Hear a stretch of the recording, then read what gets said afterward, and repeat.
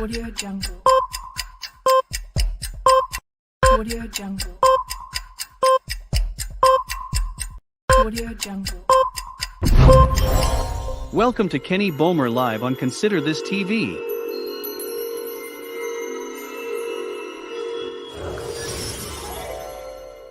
Allahu Akbar, Allahu Akbar. Disclaimer. The views, opinions, and beliefs expressed by guests or panelists during this broadcast do not necessarily represent those held by the host, other panelists, or CTTV network affiliates unless explicitly stated. Individuals speak on behalf of themselves. They do not speak on behalf of others or their religion. Each channel on the CTTV network functions independently with its own programming, format, and guests. Affiliate channels are not responsible for anything said or done during other affiliate broadcasts. Any views, opinions, or beliefs expressed during this broadcast are not intended to malign any religion, ethnic group, club, organization, nationality, or individual. Reuse of any part of this broadcast is not allowed without expressed written consent from the host or founder of the CTTV network. All rights reserved. Copyright 2021 Consider This TV Network.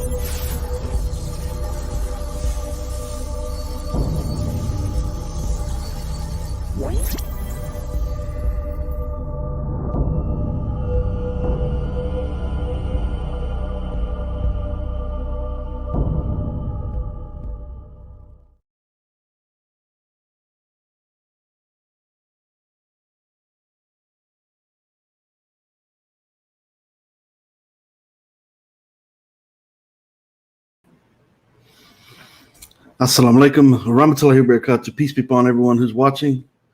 My name is Kenny Bomer. This is Kenny Bomer Live on Consider This TV, where truth is made clear from falsehood. And I do bear witness there's no God other than Allah.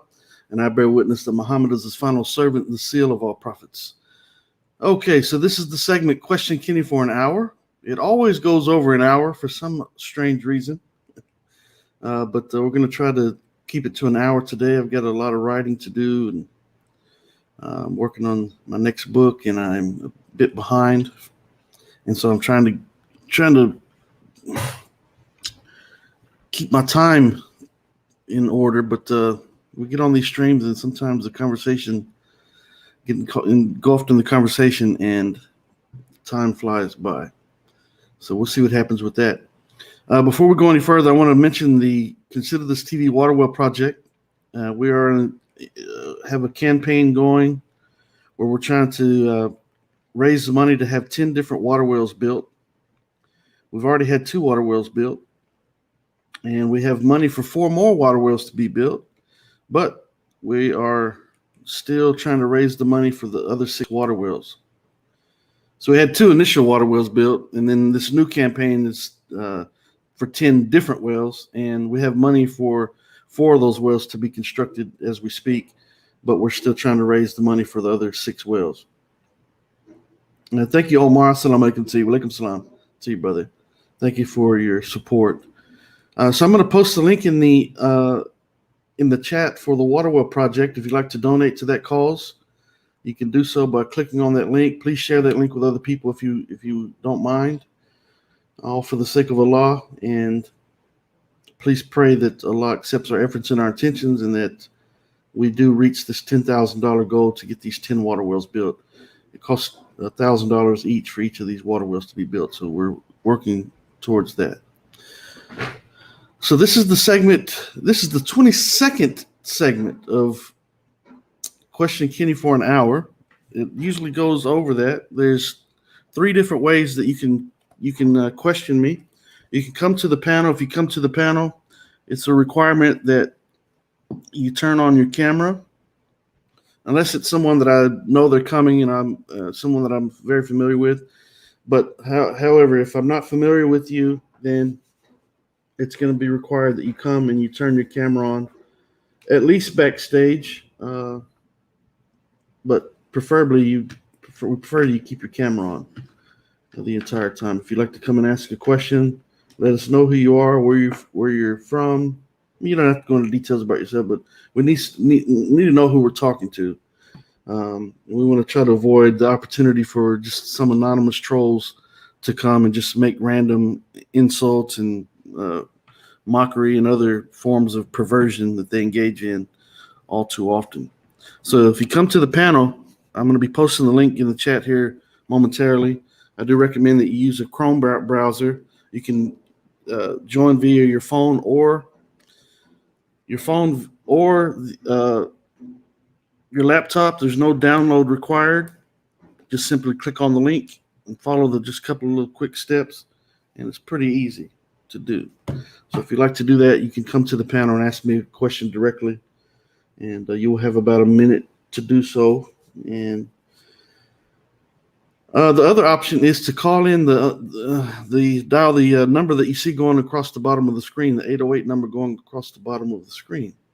Yesterday, we had about 200 calls come in. Literally. Looks like people from various numbers kept calling in, just trying to disrupt the show, and they did that routinely for the first, 10 minutes of the show, maybe 15 minutes of the show yesterday. But I eventually, that's actually not a call, that's a spam call coming through. But eventually I removed the app from my phone that has that extra number on it, and so did away with that. So I re-downloaded it today. If I have to uninstall it again today, if they want to come and play those childish games, then I'll uninstall that app again today if need be. But hopefully that doesn't happen. The third option for you to ask me a question is you can do so in the chat. If you do so in the chat, please use capital letters and put question, and then ask the question after that. Is there any other way to pay for the water well? Yes, brother, there is. Let me get the other links real quick. You can donate via PayPal or primarily PayPal, but if you need another avenue, you can do that. But you can also become a patron of the show by clicking on one of the links that I'm about to post. So I'm about to post the Patreon link and the Waterwell, the Dawah Fund link. It'll still go to the water wells, but it's just another way to donate. So you can click on the second link, which is the PayPal link, if you want to donate there, or if you want to become a patron of the show, then you can click the top link, inshallah. May Allah bless you for your efforts and your intentions. I want to say assalamu alaikum to everyone in the chat. And hello to the moderators, and I see Brother Jamal and Brother Assad, to the affiliates who consider this TV network. And I also see Brother Charles out there. Assalamu alaikum to you, Brother Charles. And so we're streaming through multiple streams right now, multiple channels, and also on Facebook and also on Twitter. So you may not see everything going on in all of the chat. depending on where you're watching from, you only see the activity in that particular chat room. But just keep in mind, if you hear us talking about other people in the chat or whatever, they may not be watching through the same stream that you're watching through. So that's just keep that in mind. It may be confusing to some people if they are hearing us or seeing us, listening to us talk about people in the chat that they don't actually see in their chat room. So I'm just going to wait here patiently. Yesterday we had some decent conversations with a couple of 2 or 3 Christians, and maybe they'll come back today. We'll see what happens with that. Meanwhile, I need to.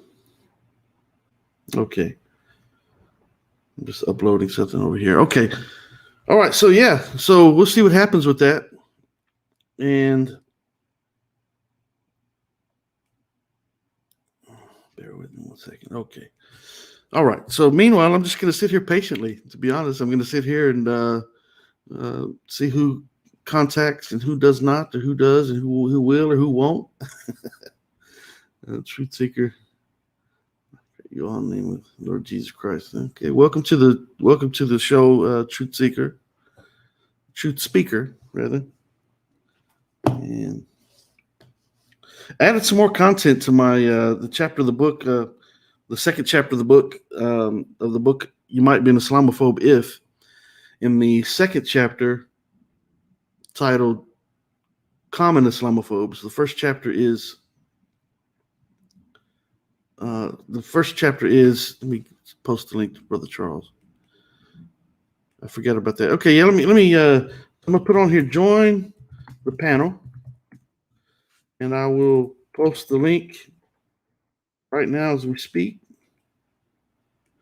Again, if you're someone that I'm not familiar with, it's going to be required that you come on and you turn your camera on, at least backstage, but I prefer that you come on and keep your camera on. We've had people pull a bunch of shenanigans in the past. We don't want to do that. We don't want to have that happen.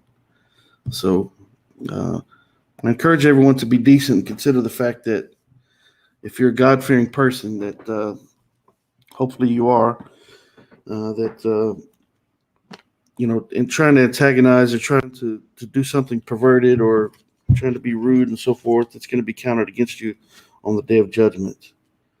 I've got some repairs to do to this particular Quran because it's falling apart. So let me welcome to the panel, Brother Charles. Assalamu alaikum to you, brother. How are you? Well, alaikum salam. You doing okay today? Yes. Good. We actually, me and Jamal jumped off of the other app just for you. Okay, I appreciate that. I appreciate that. That's good. Good. Hopefully, him and Assad will come on here. Yeah, I want to talk to Brother Assad. Yesterday, I realized I listened back to the part.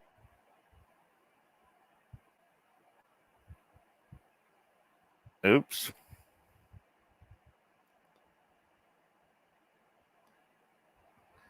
Maybe the Christians are right and the rapture happened.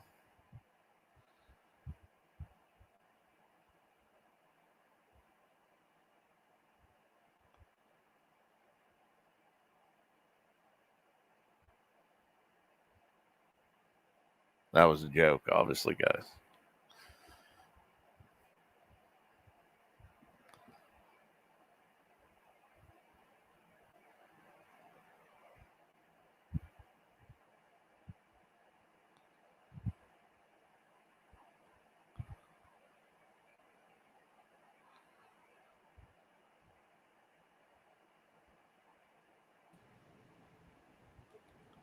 I hate when that happens. You should have heard what you'll have to look back what I said when you left, because you were like locked in one place, and I said, "Oh, maybe the rapture happened, and the Christians are right."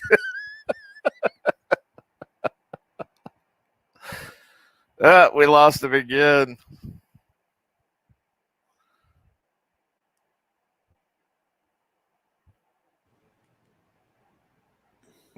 He moved there for a second. There you are. I'm back again. Was I stuck with a funny look on my face or something a second ago? No, but No. the first time you had your arms like in a certain way, you'll have to look back and you're like, stop there. And I said, oops, maybe the rapture happened. And the Christians are right.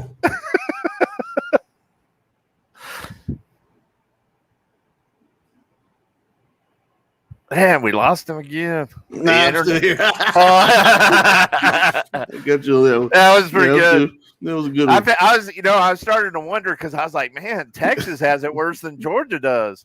Well, we've been getting a lot of rain this summer for some reason, and another storm is coming through. Well, yeah, you guys are getting a lot of thunderstorms, and you guys get loud ones. Yeah. Well, Lakem Salam, Miriam. Yeah, you guys get like loud thunderstorms. Yeah, so it's moving this direction. I seen the news broadcast mentioning it earlier that it was coming this way. And hey, there's another one of our CTTV affiliates. Okay, he's trying to come in. There he is. Assalamu alaikum, brother. How are you? Wa alaikum assalam, brothers. How are you guys? How are you? Alhamdulillah. Alhamdulillah. Doing good. Doing well. Doing very well. And also, brother Jamal is coming. Good. Brother Jamal, assalamu alaikum to you, brother. How are you? First time you had your arms like in a certain way. He's got his YouTube going. Yeah. Brother Jamal, can you hear us? Assalamu alaikum wa rahmatullahi wa barakatuh. Can you hear me now? Yes, brother. We can hear you. Yes, brother. I've turned off the YouTube actually.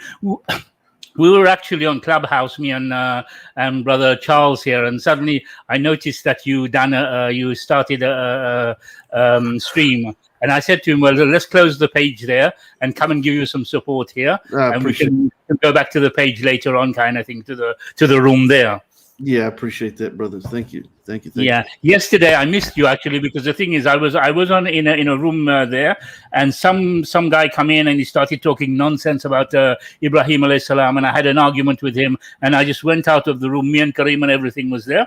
And then I was sitting down waiting. I said, none of the brothers are doing any streams or anything. Like, it was 1 o'clock in the morning. And I thought, I wish brothers would be doing a stream. Nobody done a stream. So I decided to go to sleep. And when I woke up in the morning, then I found out that you had done a stream, but you were a little bit late, kind of thing. Yeah. It was at the last second that I, just spur of the moment that I decided to do it. And yeah. We had a lot of fun. Anyway, I'm gonna turn off the camera because the wife was cooking some lovely food just when I was getting ready to come on here. So I'll be eating in the background. So I'll be turning off the camera and the mic. Okay. All right. That's fine. Okay, inshallah. So I'll just walaikum salam, brother. Walaikum salam. So what's going on with you, brothers? Everything going okay? Yeah. Well, yeah. Good. All right.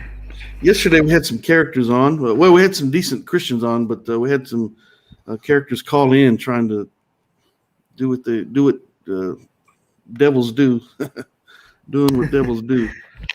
And they had about 200 calls come in, dialing in on the 808 number going across the bottom of the screen. And finally, I had to just delete the app because it was just too much. It was just too much. It happened for about the first 10 or 15 minutes of the show. I had to put it on silent. And while I was talking, it was just buzzing. My phone was just buzzing the whole time. So I uninstalled it yesterday, and then I reinstalled it earlier. But we'll see what happens with it. Inshallah. Yeah. So I was saying that I added some more content to the part of the book yesterday. I was talking about Aisha radiallahu anha, and added some more content to that particular section because I just finished it that morning, and then I started working on the format because the layout of the book got messed up, and so I got sidetracked from going back and proofreading it and making some changes here and there. So I did that this morning, and I'm pretty pleased with it. I'm actually going to move that further up in the book instead of keeping it in the middle of that chapter.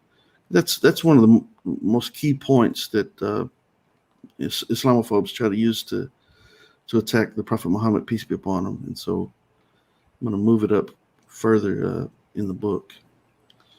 So I'll do that.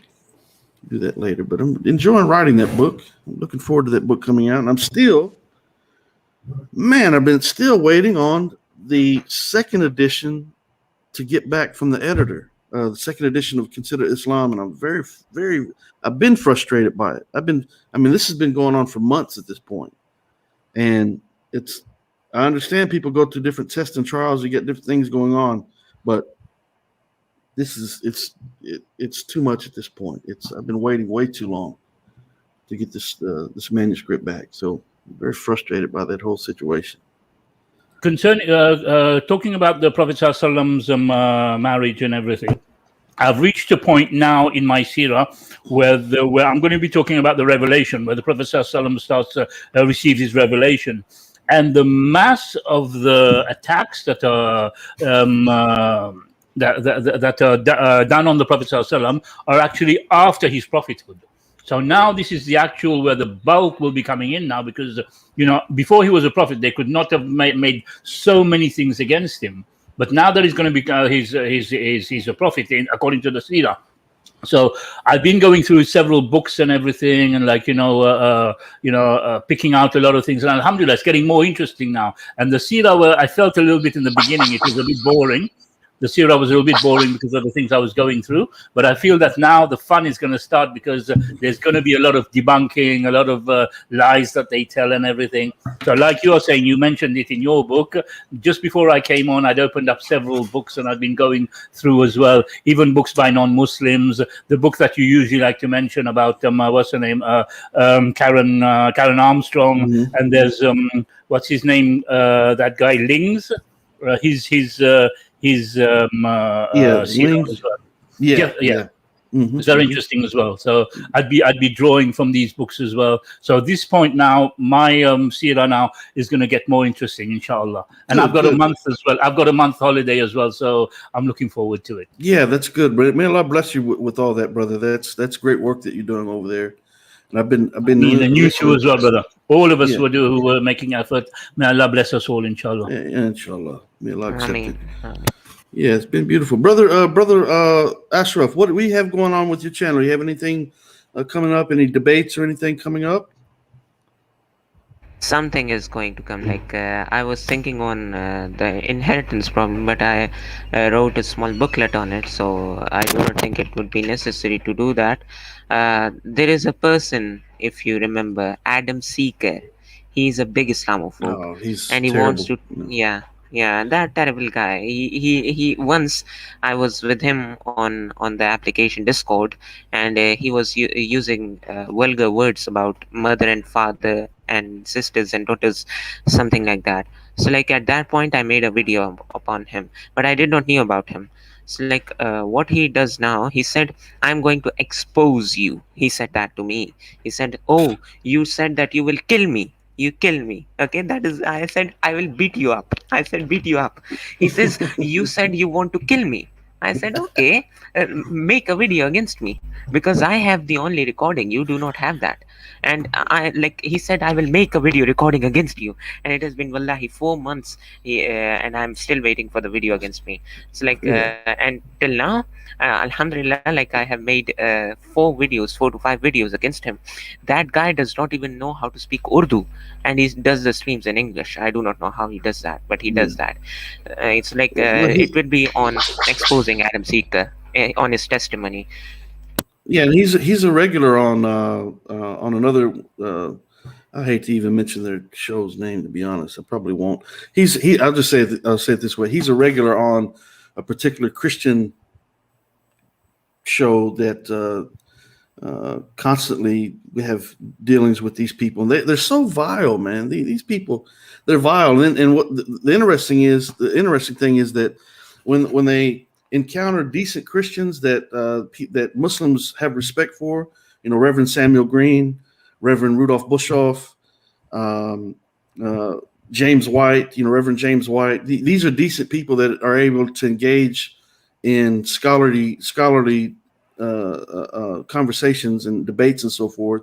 That they're decent.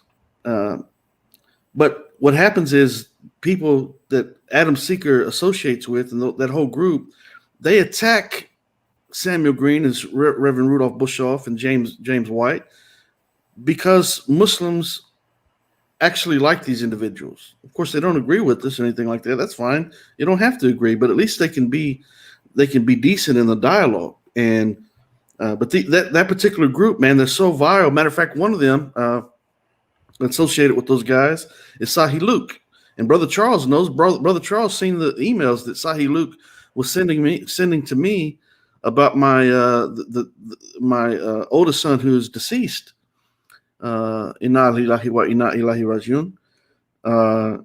And saying some very vulgar things, calling my son a homosexual. My son wasn't a homosexual. He was married to a very beautiful woman. He wasn't a homosexual. I don't know why he would even say that. He didn't even know my son. All he knows is that my son died in an effort to try to antagonize me. He started sending email after email after email saying vulgar things. Brother Charles, you remember seeing those emails? Yes, I do. Yeah. And that's so Adam Seeker and Sahi Luke and those characters, they're all part of the same group. They all associate with one another. They all support one another, and they're extremely vile. They're extremely, extremely vile. If we had Muslims that were acting like that, I would want nothing to do with those Muslims. As a matter of fact, we actually have a issue with the just a Muslim, so-called Muslim. I don't want to question his being a Muslim, so may Allah forgive me. I'm not doing that. He is a Muslim, but he's a flawed individual, to say the least, who's actually joined the ranks with those individuals. That same group that we're talking about, in order to slander me and try to use some just personal issues that they don't really know all the details about truly, and trying to question my character and so forth. Same group, literally the same group of people that this Muslim brother is now dealing with consistently. And as a matter of fact, let's address that just real quick. Let's address that real quick. Yeah. Because I have a question for this individual.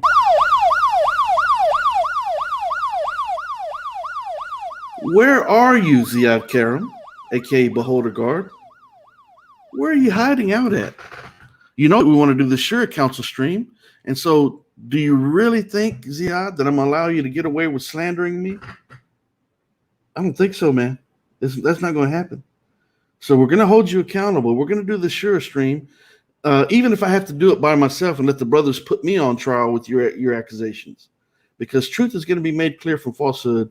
And the fact that you're in cahoots with the same type of group of people that we're talking about, Adam Seeker and these guys, is really disgusting. And I'm not saying he's had interactions directly with Adam Seeker, but I'm saying that whole group of Christians that we're talking about, they all interact with one another. So, but Ziad Karam, I'm waiting for you. I'm looking for you. I'm on the hunt, and you can try to run and hide all you can, but eventually it's going to come out one way or another. So, matter of fact, I'm thinking that we're just going to do something on September the 24th or the 25th, as I look at the calendar right now. September, probably the 25th on a Saturday. We'll go ahead and have a Shura Council stream no matter what. I'm thinking on September the 25th, and pressure Ziad into.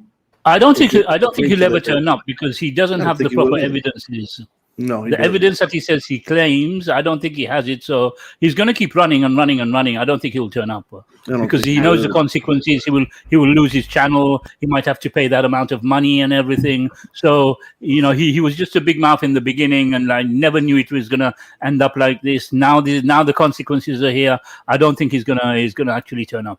Yeah, and but he's still running his mouth though, and he's still telling people he has irrefutable proof. So bring it, man. If you bring the irrefutable proof, I'm not afraid of his what he's saying. It's his what he says is so just ridiculous. I can't wait to deal with it. And I want him to come, and I want him to say all kinds of stuff on top of the stuff that he's already said. I want him to come and just keep shoveling dirt upon himself, because he's burying himself. Little does he realize. And matter of fact, he probably does realize it. That's why he's not coming.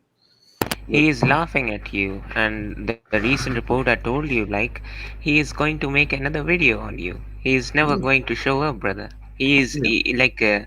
I'm using this word, and I do not use these type of words, but he is a coward. Yeah. If he has something irrefutable, the word irrefutable itself, when you listen it, you know that you do not need to be afraid of anything. It's like, if Ziad Karam has that type of proof, irrefutable proof, then he must not be afraid of coming. I even emailed him, and till now I do not know that if he has mailed me back. And he even accused me of impersonating his friend on Facebook. It's like, I do not expect anything from him. Yeah. Well, This I is don't I don't like to this is speak. I something. don't like to speak with my mouth full, but if he had irrefutable proof, and he knew that it would bring Brother Kenny down, and Brother Kenny's got more to lose than what he has. Brother Kenny's got a series of channels. Brother Kenny's got, like, a whole network of channels and everything. And he had claimed, oh, he will bring down Consider This TV and everything. If he really had irrefutable channel, he would have come running. He would have said, "Yep, just do it, man." Yeah. But the Yeah. fact that he's got nothing. Yeah, because you have more to lose than him. If you were the one who will basically would have lost this, he has because of the amount of channels you have and everything, And if he had irrefutable proof, he should have been running. He should, let's go, let's do it, man. But he cannot. Yeah, and that's the very reason why I have the irrefutable proof that the fire happened. I have it. I have multiple things that prove it, and that's why I'm so eager. I want it to happen. So I don't fear anything that he's saying. I want it. Matter of fact, let him make more videos. Let him make himself look even more foolish, because once this evidence does come out, eventually it's going to come out one way or the other, whether or not he joins the Sure stream or not, or if I set myself up on trial, let the brothers, whoever wants to come, let them be a part of the Sure Council and put Kenny Bomer on trial for the accusations that he made against me.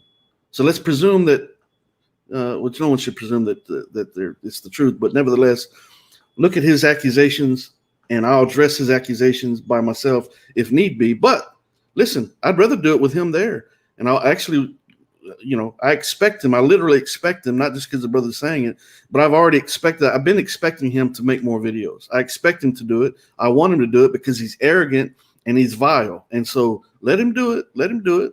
And Allah subhanahu wa ta'ala is going to deal with that whole situation. I promise you, there's no doubt about it. There's no doubt about it. So he can keep running and ducking and dodging all he wants to, and making mockery with that Christian group that we're talking about. That, I don't know who was calling in yesterday, but I know I've seen some faces, and I've seen some other messages that were sent to me before the show and so forth. And I don't want to be presumptuous and accuse people of something that I have no proof of. But, all I do know is that about 200 calls literally came in. I don't know if it was really, I say literally, it may not have been 200, but it was a bunch of them. It was dozens of calls that came in through the 808 number going across the bottom of the screen yesterday. And what are they trying to do? They're just trying to antagonize and trying to, just do whatever they can to disrupt things. So I expect them to keep doing it. It sounds like Eric and his crew. Yeah. So who knows? It could be, might not be, but we'll see what happens with that. Meanwhile, if people know who Beholder Guard is, Ziad Karam, and you like to contact him, go to his channel, Beholder Guard, on YouTube, and leave him a message and tell him, hey, listen, bring your irrefutable proof. Don't, tell him to bring his irrefutable proof to the Shura Council stream and expose Kenny Bomer, since he thinks he can do that. Tell him to come do it. I'm looking forward to the opportunity to prove otherwise. So I don't mean to keep talking about that all the time, but this guy has ticked me off beyond words, and I'm going to patiently wait for the Sure Council stream to take place. So hopefully he gets some courage along the way somewhere, and he does agree to setting a time and a date to do that. Matter of fact, if he's listening right now, or if he wants to come to any other stream, for the sole purpose of, we're not going to come and deal with it without the Shura Council. I want it to be judged properly whenever we do this.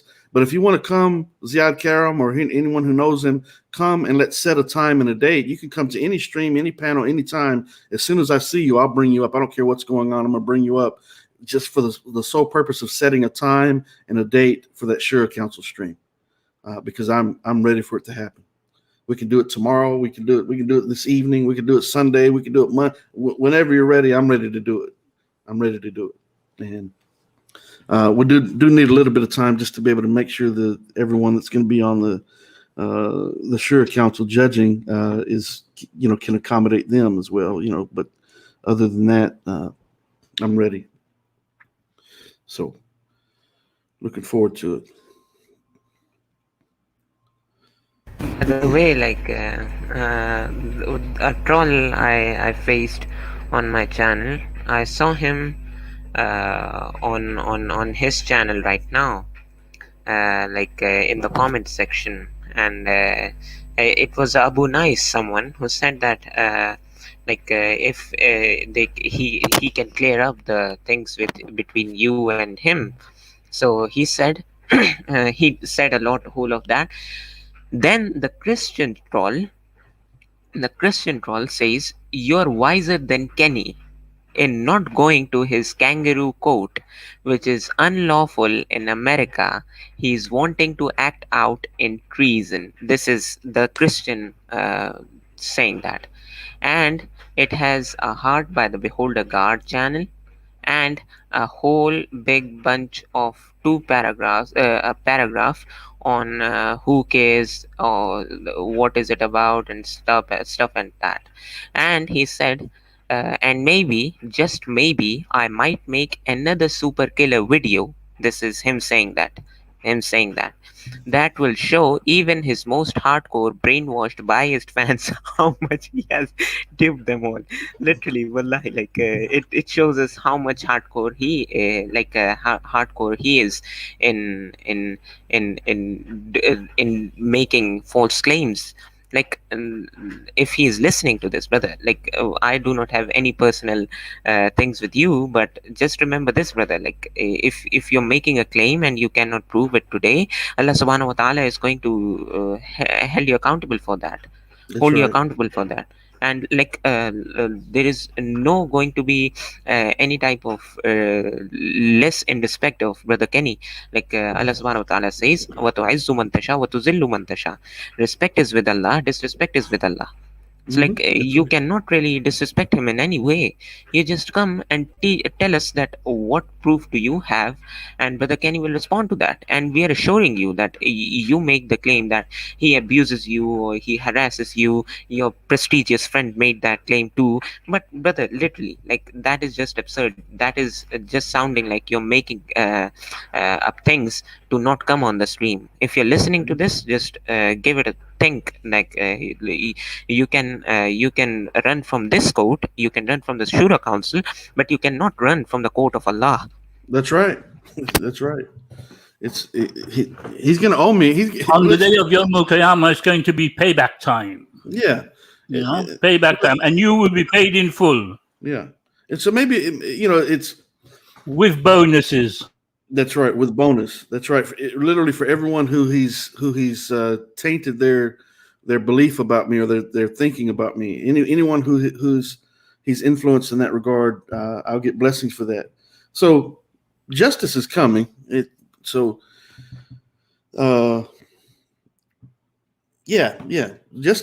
is coming. No question about it. So praise be to Allah. Truth is always made clear from falsehood. The people who spread falsehood, they think that they're going to get away with things in this life because Allah leaves them in their mockery and their delusions for a period of time. But eventually that time runs out and they've got to pay the piper. They got to pay the consequence, the recompense for their wrongdoing. And that's what's going to happen one way or another. It may happen in this life. It may happen in the next. It may happen in both. It's going to happen. No doubt about it. It's not that it may happen in the next life. It will happen in the next life. It may or may not happen in this life, but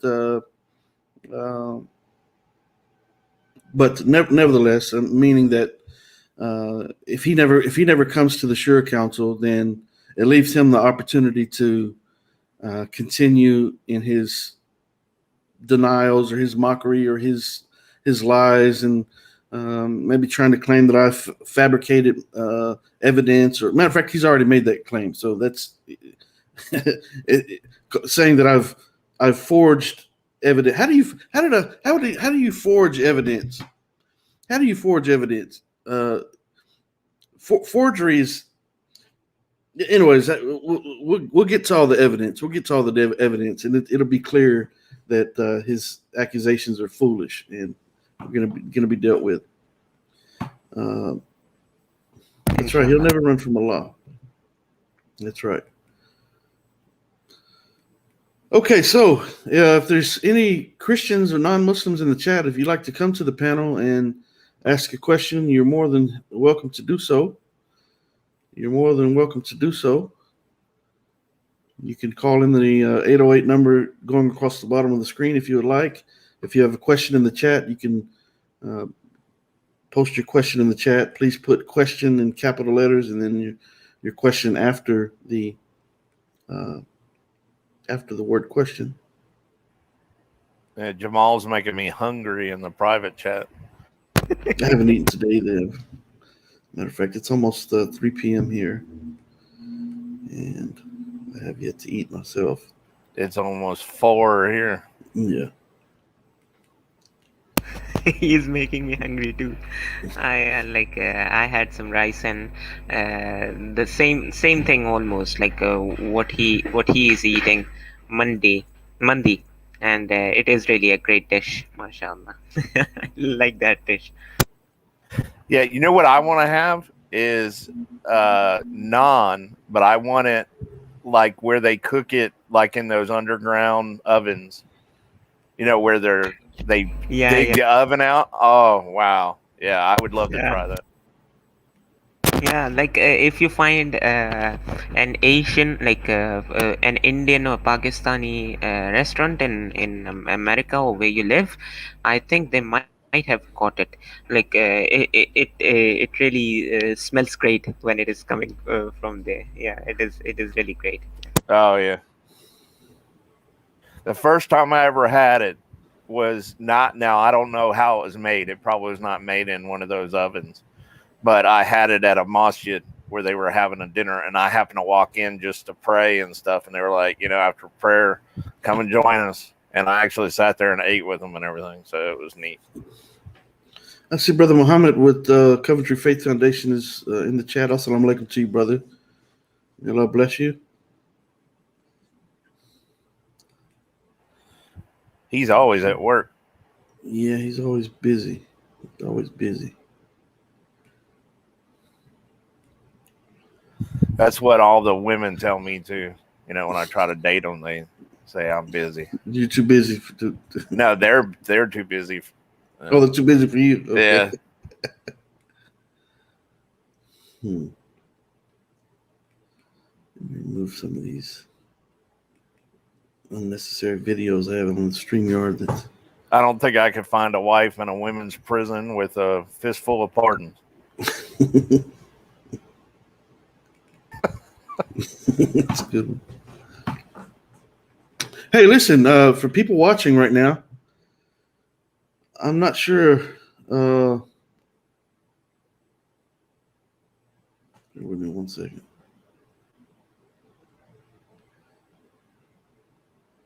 Okay.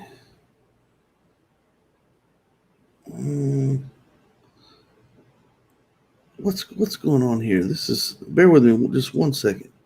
Look at Jamal's comment. Jamal's comment in the regular chat. Yes.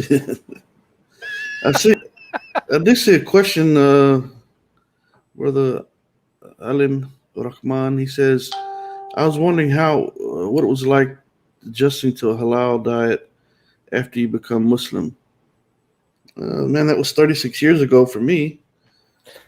I'm still in the process for me, so it's tough because especially where I'm at, where there's not there's no Muslim community that I know of, and then there's no Jewish community that I know of. So yeah, it's very tough as far as meats. I didn't have any problem with it as far as the pork. I don't. Oh, me either on that. Yeah, I've never had any issue with it. Yeah, no problem whatsoever with it, to be honest. But thank you for the question. But, it's never been an issue. For some people, it is. Some people eat a lot of pork chops. It's a regular part of their diet, and Vienna sausage and stuff. Well, and it also depends on how they feel. Like I didn't realize that there's different beliefs among Muslims as far as what is considered fish. So like they actually consider where Jews separate fish from like crab and stuff like that. There are some Muslims and some not who will not eat. Like shrimp seems to be some will eat it because they say it has scales, and other ones say no. Yeah. So it's kind of weird, but for the most part, like I used to love pepperoni pizza. I just joked with Jamal that I had one on the way, and then put just kidding. And but I did not have a problem leaving pork. And to tell you the truth, somebody actually gave me something with pork in it, and I immediately knew it after not eating pork for a while. And I washed my mouth out and everything. I mean, it was you could immediately taste the difference in the meat. Yeah, that's absolutely. The other day, I ordered some food from a barbecue place, and I've eaten from there a couple of times. And it's just a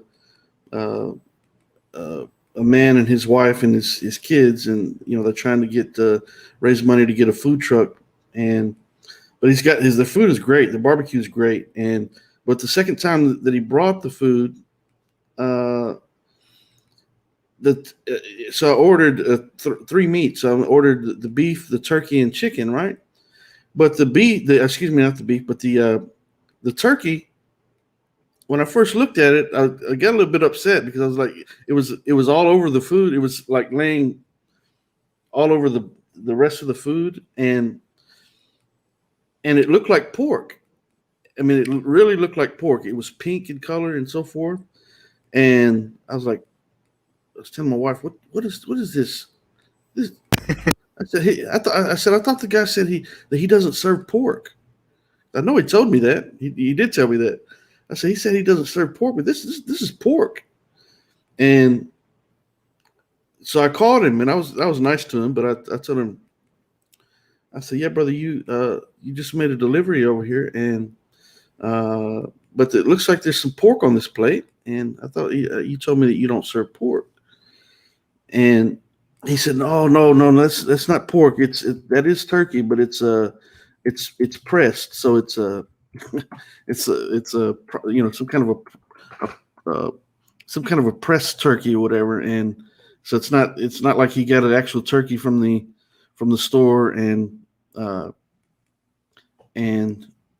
trying to download something over here, and that wasn't actual turkey, but it was processed turkey. But when you look at it, it looked like it was pork. I was very upset about it. But as I bit into it, it was obviously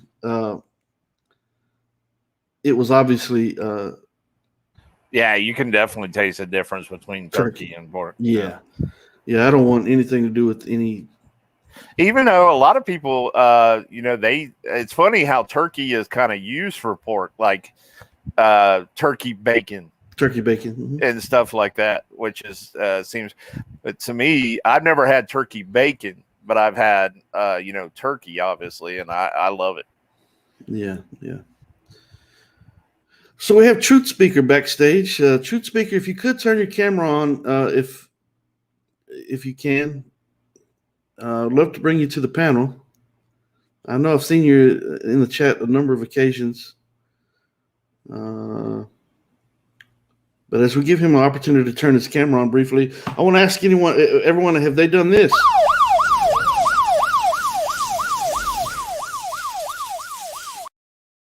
Have you subscribed yet? If you haven't subscribed, go ahead and subscribe. Go ahead and subscribe. That's good. You got to get me some of that stuff. Yeah, I like that one. I made that one, and I'll try to send one to you, brother. But a truth speaker, if you could go ahead, try to turn your camera on backstage. I'm looking. You don't necessarily have to keep it on while you come to the panel, but at least turn it on backstage so I can see that you're a regular human being and not some kind of a bot of some kind or some kind of whatever. People are still kind of not. Or an old man with a mask. Yeah. That was weird yesterday. Or the flashlight. That was really weird. Yeah. Or the guy in the dark with his cast on his foot. That we said if he wasn't walking around in the dark, probably wouldn't have a cast on his foot. Mm-hmm. Let me see this. That's video clips. This is video clips. Okay. All right. All right. Let me do one thing, and then we'll see what we can do here. I'm trying to transition some of these videos that I have back here, and so I don't have to move around the panel as much here. Oh, the truth speaker is saying something in the chat. He's saying something in the chat. Is it rude? No, he's saying I'm a human being. Okay. All right. All right. So we may give him a shot. That's the show intro of the trailer. Okay. All right. Great. All right. So let's go ahead and bring him on. He says he's a human being. So let's see if he can be a decent human being. We'll go ahead and bring him on. So, Truth Speaker, welcome to the show. All right. So let's go ahead and bring him on. If you have let me pull him back. So, Truth Speaker, I know you're probably still listening. So, if you're watching via YouTube or Facebook or wherever you're watching from, I guess Facebook, please turn that, put that on mute, and just speak to us through the platform. And let me set this up real quick. All right. Share screen. All right. Got it. Okay. So, Truth Speaker, welcome to the show. How are you?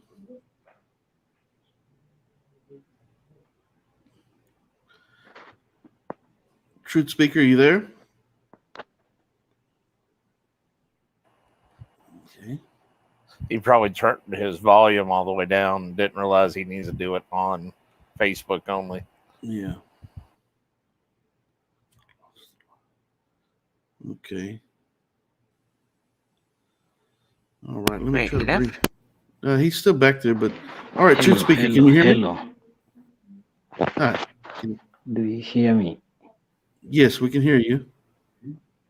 He probably turned his volume all the way down and didn't realize he needed to do it on Facebook only.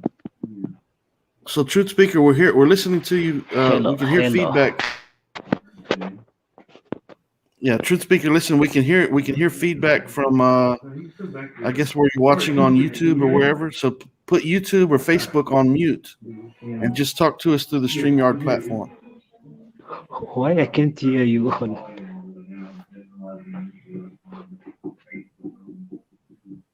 Truth speaker, brother, Turn off your YouTube. Yeah, Truth Speaker, listen. We can hear feedback from. I guess where you're watching on. Okay, we'll give him a chance to fix what he's doing. But meanwhile, we see Rapid Blaze. Assalamu alaikum, brother.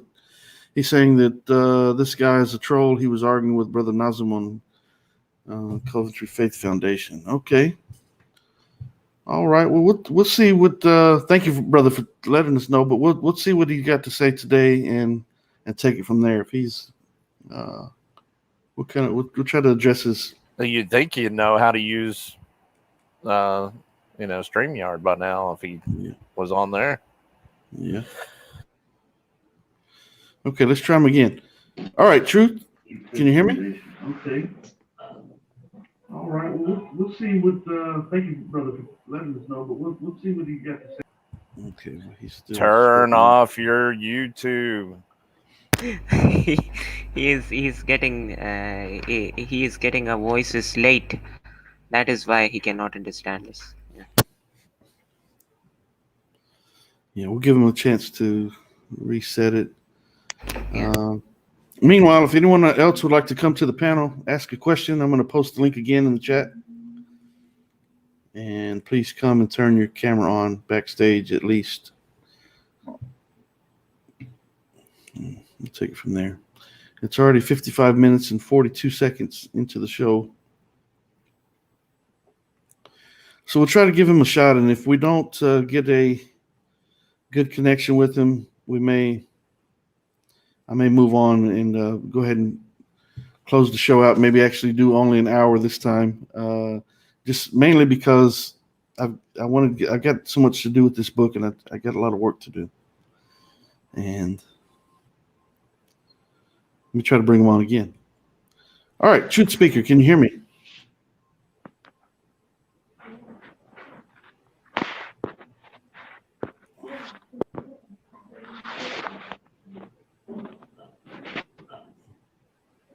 Truth Speaker, can you hear me? Oh, he's left. Okay, he left.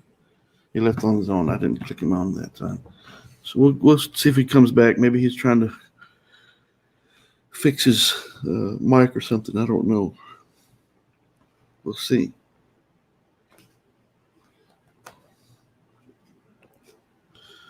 We will see.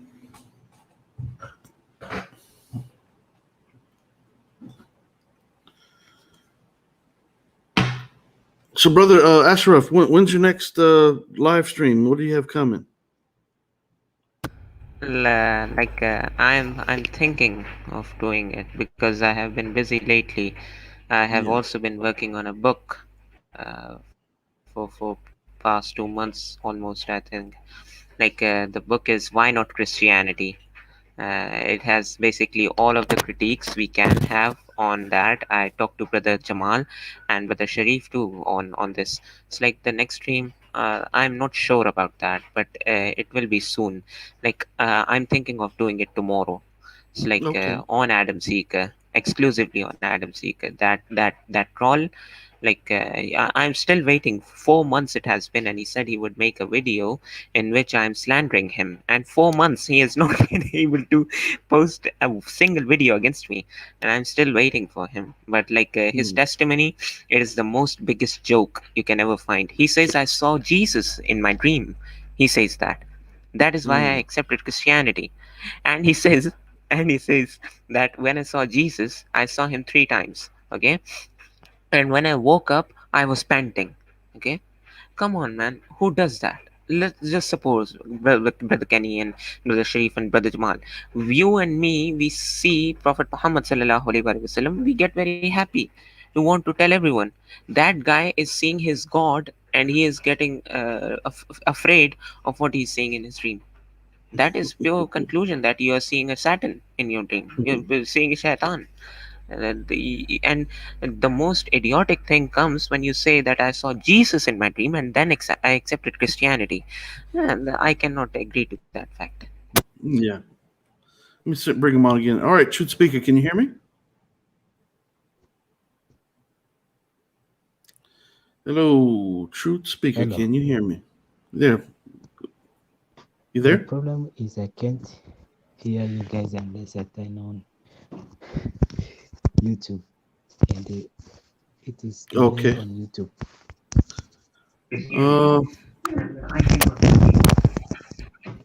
Brother Truth Speaker, stop your YouTube. Just join us from StreamYard. Stop your YouTube at every cost. Just close it. Close your YouTube. Close your YouTube.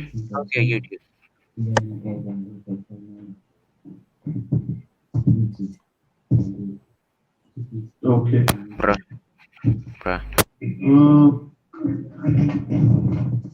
We'll give him a chance to get that message because he seems like he is lagging. But he's lagging because he's watching it through a different stream, or because he's not watching it, but because he would get it in real time if he's just talking to us through the platform. But because he's going through YouTube, there's a delay there. So we'll try to give him a second.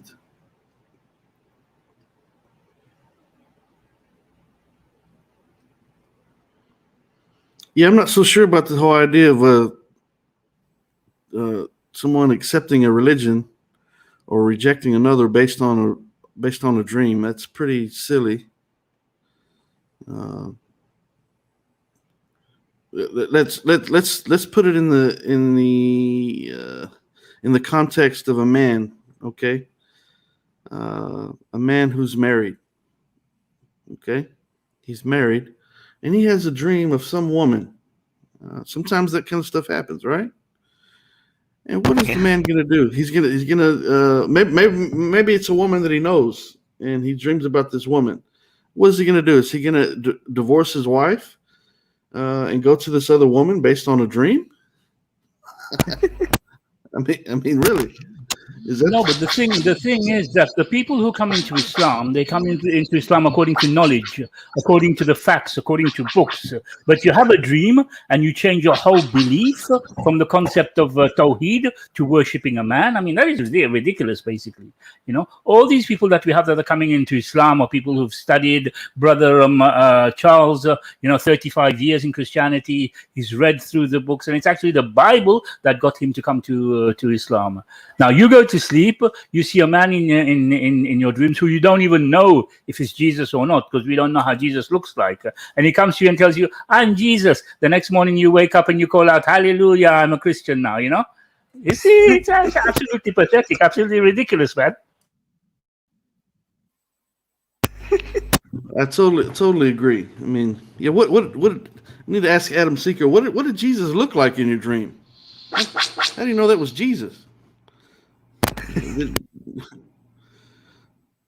So it looks like someone's trying to call through the number. We'll see what happens here. Hey, I found a picture of him panting after his vision. Okay, let me answer this call here. Okay, thank you for calling Kenny Bomer Live. You're on the air. How can I help you? You're talking to me? Yes. Mm-hmm. Great. Can you answer me this question? Why do you call people out, but when they call you out, you run and hide? Where am I running and hiding at? I'm on live right now, being broadcast across the world. So how am I hiding? You're live right now. You're absolutely correct. Yeah. What does looking at somebody's face have to do with the discussion they want to have with you? Well, let me explain it to you. Let me explain it to you. No, there's nothing to explain. No, there is something to explain. The way I asked you. There is something to explain. I asked you a question. Why do you need to see a face? Are you going to have a discussion with a face or about a topic? Okay, now are you ready for me to answer the question for you? Answer the question. Don't run and dance. Okay, no. For one, don't speak to me disrespectfully, because you wouldn't speak to me disrespectfully if you were in front of me. You wouldn't do that. So listen. You demand respect? Listen, yes, I do demand respect. You're calling into my show. I haven't said anything disrespectful to you. You have to earn respect. Okay, have I disrespected you? Right? Yes, you did. How did I disrespect you? I don't know. You remember what you were talking about me yesterday? About what? About someone coming with the camera on? Well, you remember. I still have your recording. I still have your video. You remember what you were talking about. Okay, what did we talk about? You disrespect people and then you demand respect. How did I disrespect you yesterday? How did I disrespect you? By asking you to turn your camera on? I had my camera on. You had your camera on. What were you talking? Acting like a child. Yes, you had your camera on. Was you one of the people in the dark?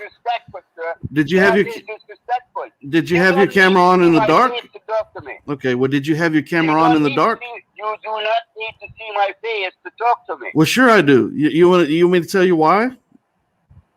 Okay. I don't need to know why. You don't need to know why, so why are you asking me? Because Wait a minute, hold on. You're demanding, but you don't want to uphold to what people demand from you. Let me explain something to you, okay? Just be silent just for a moment. Yeah, I will, but just mind your manners, because you're obviously you're all worked up about something and have no clue why you're worked up. But let me explain something to you.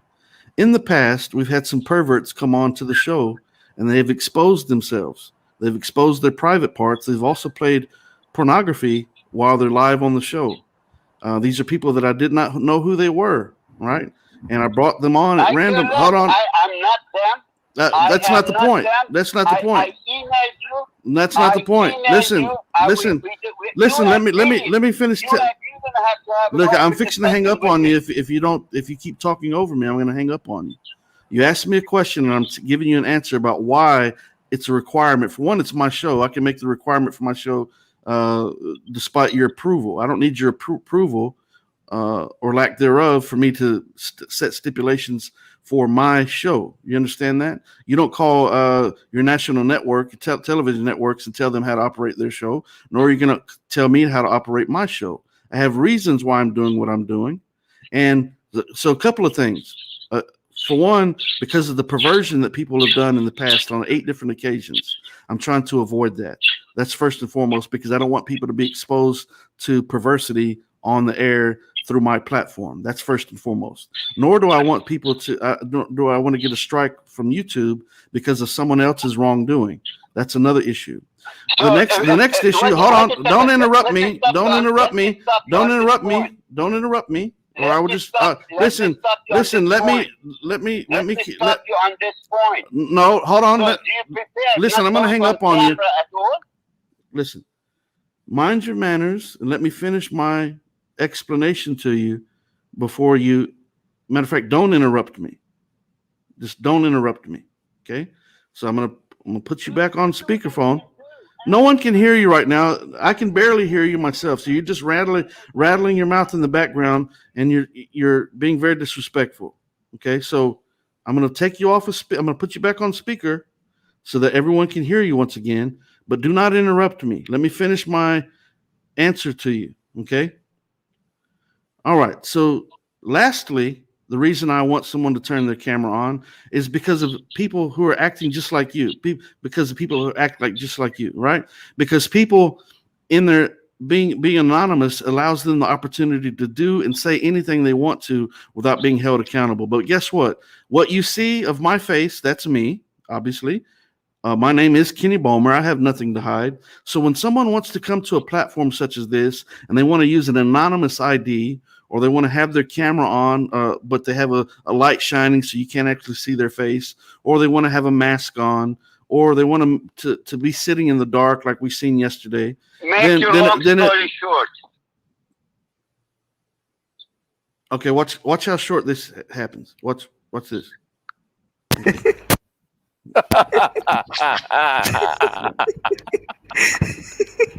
These people are...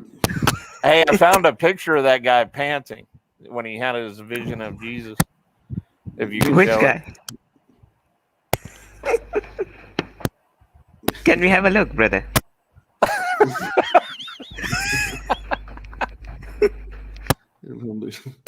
Wait. Where did it go? Wait, what? I removed it. He removed it. Yeah. Oh, these people, man. I mean, you see the logic of these people? You can't get any shorter than that now, can you? Yeah. I mean, he wants to come on and he's mad at me because I put stipulations for my show.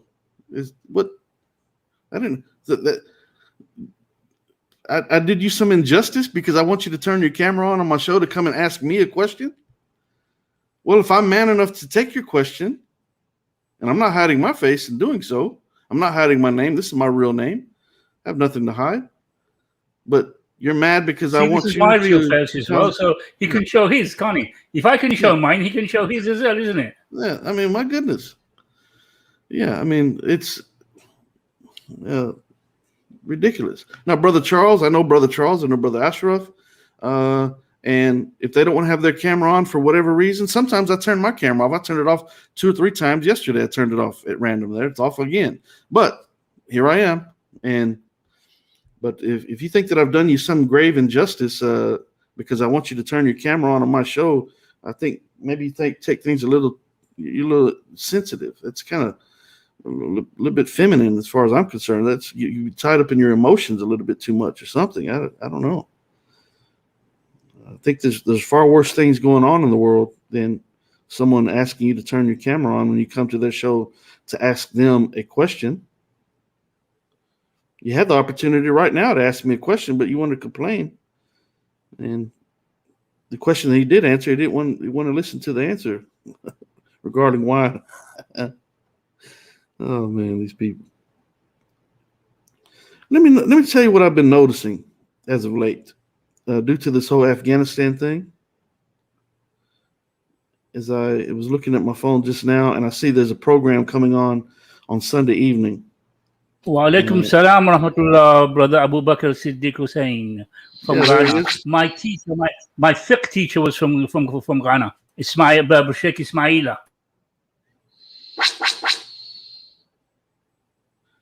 I'm not sure what this is all about. This is an interesting article, but it says Joe Biden calls for he signs executive order calling for a declassification review of 9/11 documents. But what this whole idea of 9/11 and them flashing these pictures up again. Now this is 20 years. It's been 20 years since the attacks of 9/11, and here we are. In the media, what I've been noticing the last few days is a constant mentioning of 9/11 over and over and over again. It's like almost trying to remind people and try to keep this Islamophobia going. So try to remind everyone of something that transpired 20 years ago. I'm not saying we should forget that incident. Obviously, there's a lot of victims there, but the whole idea of trying to keep continuing to plant the seeds of animosity against Islam in the minds of people. They're using this whole Afghanistan thing as a means to bring those issues back up and to keep this propaganda just keeps going and going and going. And I find it to be disgusting, utterly disgusting.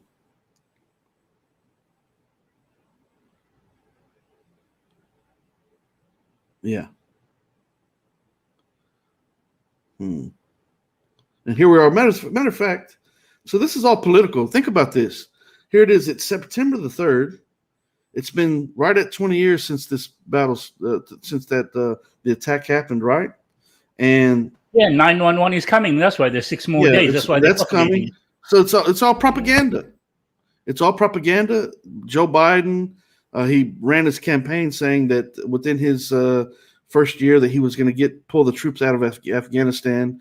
And you know good and well that they're contemplating on this whole idea. Okay, well, this is going to be the 20-year mark for the attacks on the World Trade Center and the whole 9/11 event, and let's use this. So again, we're hearing the words Taliban, we're hearing Al Qaeda, we're hearing ISIS, we're seeing pictures of the Trade Center and all those things over and over again. Of course, we've been seeing it every year around this time, every year since, but it's this ongoing attack against Islam. By example, it might happen on a smaller scale, but let's bring to mind the Oklahoma. Maybe Brother Charles can tell me what he thinks about this. The Oklahoma City bombing by Timothy McVeigh.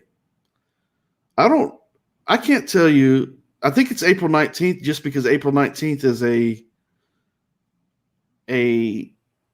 date that's synonymous with acts of terrorism from certain white groups for domestic terrorists. Brother Charles, do you recall? Since the attacks on the Oklahoma building, whatever the name of that building was, I can't remember right now. It was actually their government complex. Yeah, it was. I can't remember it was the federal building there. So, brother, the question is, Do you recall in that period of time seeing over and over again yearly stuff in the media about that attack on that attack on a particular day? Like right now, I can't even tell you what day it is. I think it's April the 19th, but I'm not certain about that. But surely we know about 9/11. Of course, it was a bigger attack. But the point being, do you recall? Because I don't recall hearing this story about Timothy McVeigh. I've obviously heard it brought up periodically, but I'm talking about they don't routinely. make like a whole day of it. They only will mention the deaths of people, like a quick little thing on the news, and it's done. Yeah, a little snippet, and just to address it, just for the sake of just the remembrance of the victims and so forth. But this 9/11 thing is propagated, and it was April 19th. It was April 19th. That's 1995. Yeah. I thought it was April the 19th, but that April 19th date is synonymous with domestic terrorism, but we don't hear about that very often. But this 9/11 issue, we hear about it all the time. Like, brother, it has been almost 20 years since this happened, and where's the proof that it was done by Muslims? Yeah. Even when recently, I think it was 2 or 3 weeks ago, when Zabihullah Mujahid was giving interview, the Taliban spokesman, to an anchor person, and the anchor asked that, do you assure the world that there would be nothing like 9/11 would occur again? So they said that, where is the proof that we did that? It's like, there is no proof. You know what the quote unquote proof was? These two passports that from these two individuals that supposedly survived this horrendous fire and the building collapse and all that, but they found these two passports and everything. I mean, that the absurdity in that. Surely the plane hit the building and caught on fire, and the passports would have been, you would expect to be either on the person of the individuals or in their luggage, but somehow these two passports survived. It's ridiculous beyond measure. Yeah, of course it is ridiculous. You're saying that everything died, everything burnt, and then out of nowhere you get two passports that are from some. You claim to be some terrorist, and eventually those two passports are from the terrorist, and you find that out. that is not coincidence. Yeah.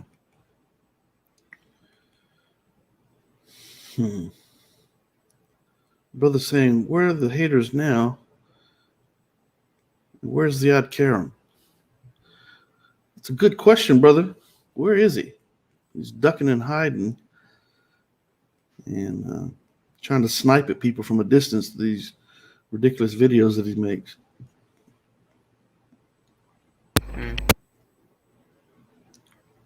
Okay, so let me bring on Truth Speaker again. He's backstage again. He's having a problem connecting, it looks like.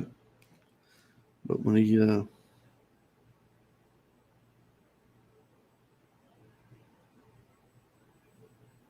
yeah, Brother Mehmet says the Nevada concert shooting was not too long ago. The guy shot the concert goers and killed 64 and wounded many more.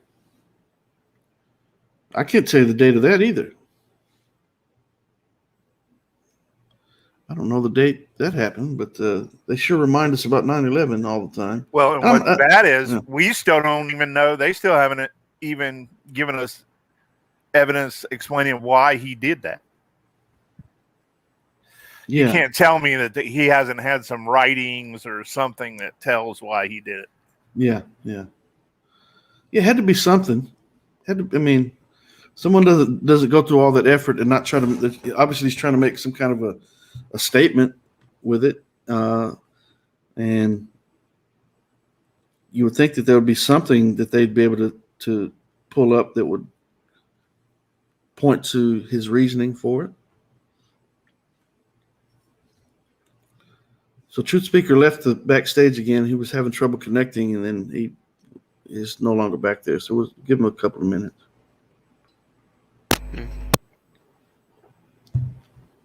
Of all the incidents, I remind now Christchurch mosque incident, the masjid shooting, Christchurch. What about it, brother? Yeah, Christchurch masjid incident.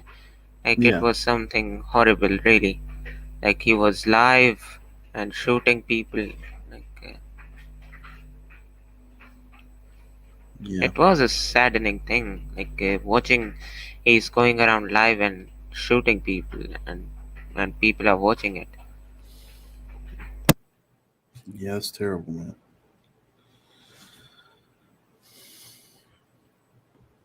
People are disgusting, golly. People. All right, so he's back again. All right, Truth Speaker, can you hear me?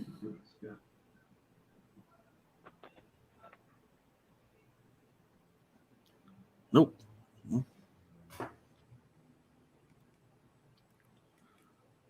not sure what's going on with his connection there.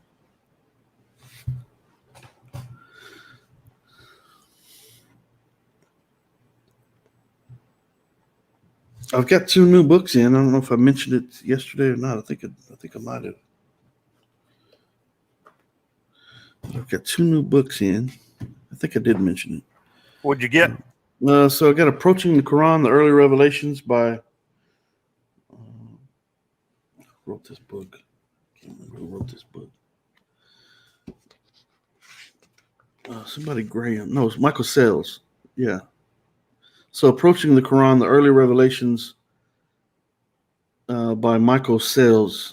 And it's this book right here. And I haven't started reading it yet, so I can't say exactly what he's trying to do with it. But it says, Approaching the Quran captures the complexity, power, and poetry of the early years or chapters of the Quran, the sacred scripture of Islam. Michael Sells presents brilliant translations of the short hymnic surahs associated with the first revelations to the Prophet Muhammad. In the second edition, Sells offers a new translation and commentary on the surah of the Compassionate Al-Rahman, which holds a special place within Islamic devotion and literature. Additionally, a new preface addresses the ongoing controversy over teaching about Islam and the Quran in American universities. Okay, yeah. Oh, I know what triggered me buying this. I'll talk about that in a minute. Approaching the Quran is enriched by inclusion of audio recordings of Quranic reciters chanting several of the early surahs, allowing readers the opportunity to hear the Quran in its original form. Yeah, great. Matter of fact, they talk about a CD. I've seen that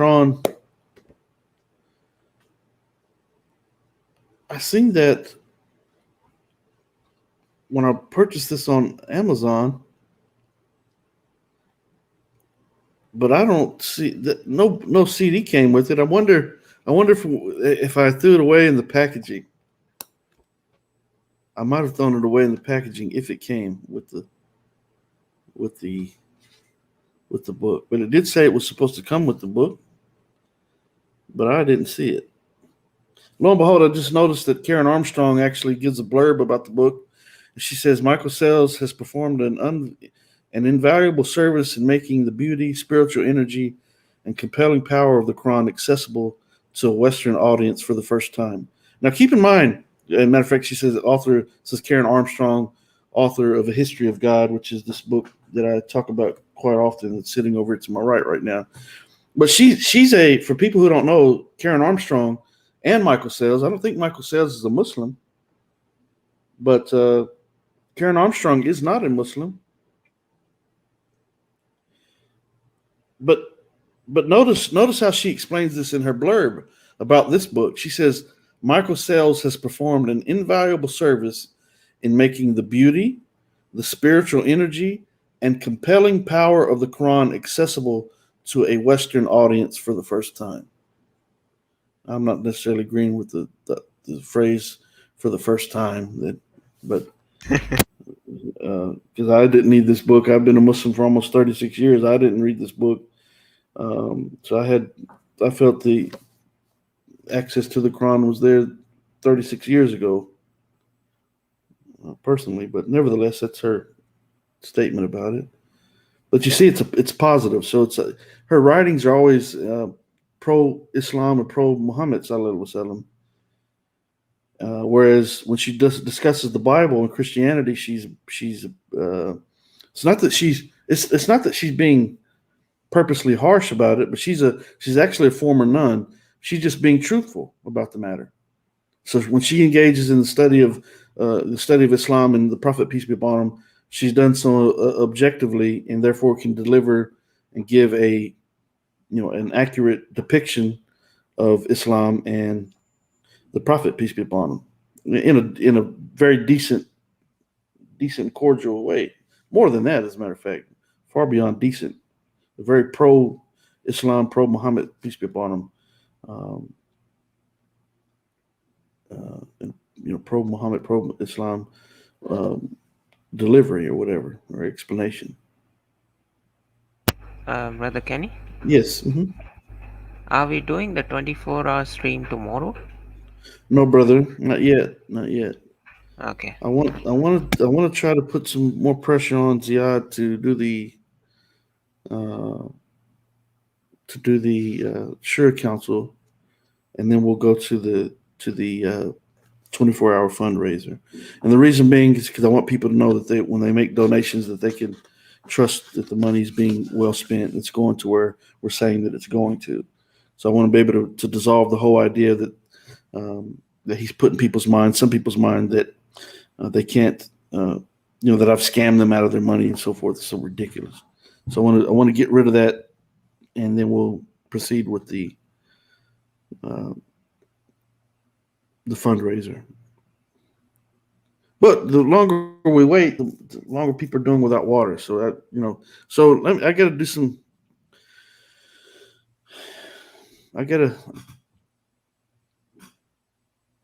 We're going to get to it soon, inshallah. We're going to get to it very, very soon, inshallah. Is that what Brother Mamet's asking? Can you remind us about the 24-hour water well project donation? It's not this coming Saturday, brother. We had originally talked about it being this Saturday, but I didn't think at the time. I didn't think that Ziad was going to be this hard to entice into coming to a Sure Council stream. So we'll have to deal with that. I don't know what happened to CD with this book, man. Whatever. They either got bamboozled or I threw it away or something. I'm not sure. And the other book that I purchased is by Stephen Fish. And it's the book titled Are Muslims Distinctive? A Look at the Evidence.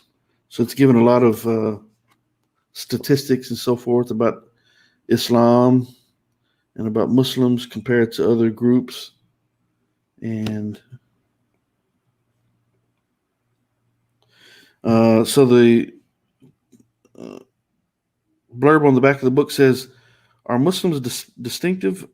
This book represents the first major social scientific effort to assess how Muslims and non-Muslims differ and do not differ in the contemporary world.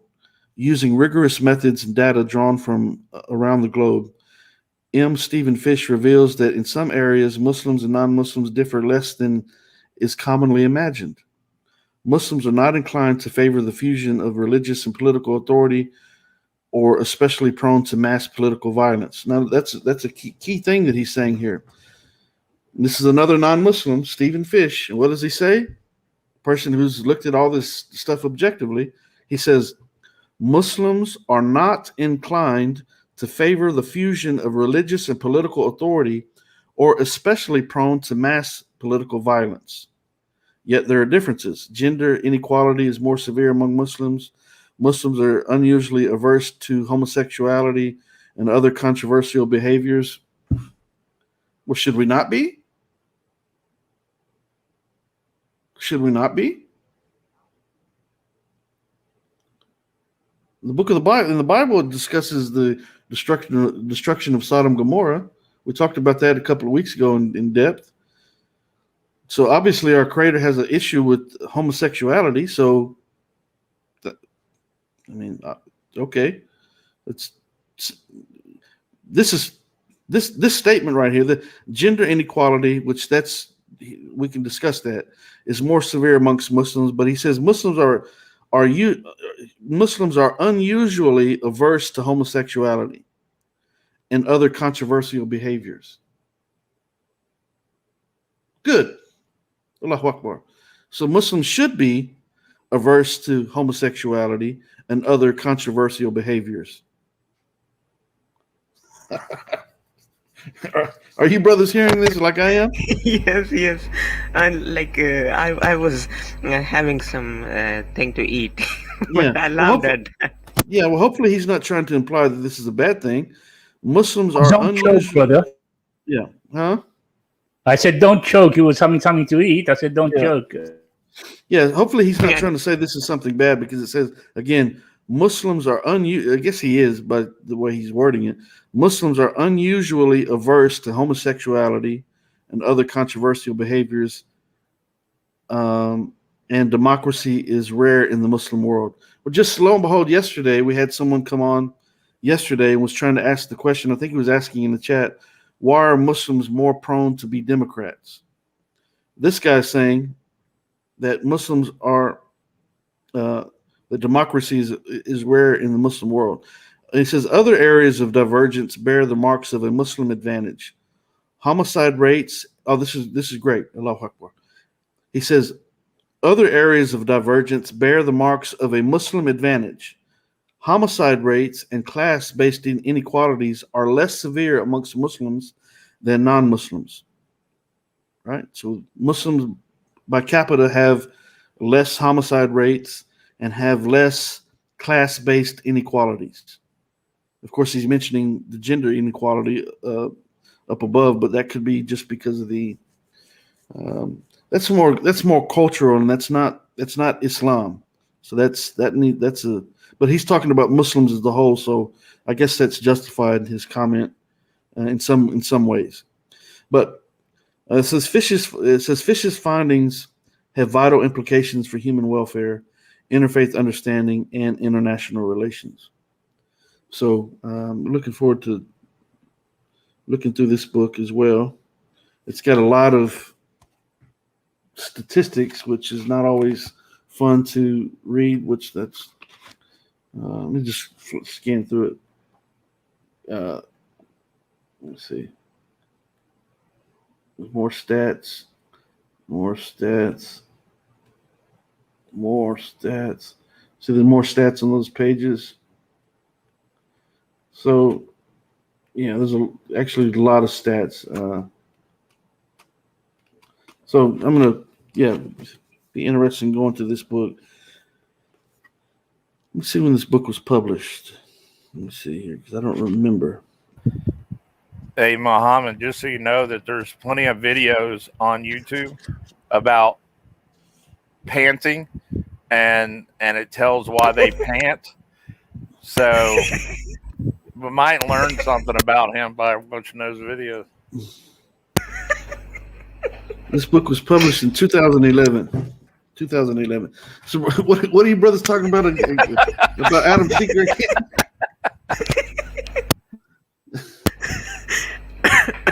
Be careful, you're eating, you'll choke.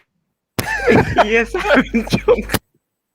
I see Sister Katarina's in the chat. Assalamu alaikum. Make sure it's her. Yeah, it's her. She's on Facebook. Yeah, she's on Facebook.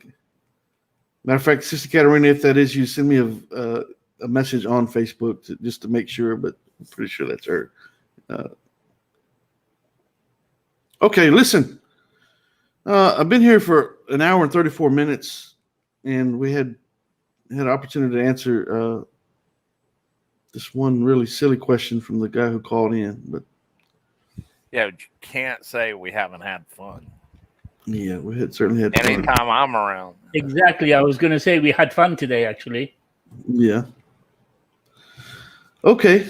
All right. So, okay, Truth Speaker's back. He's back there again. Okay, Truth Speaker, can you hear me this time? Okay.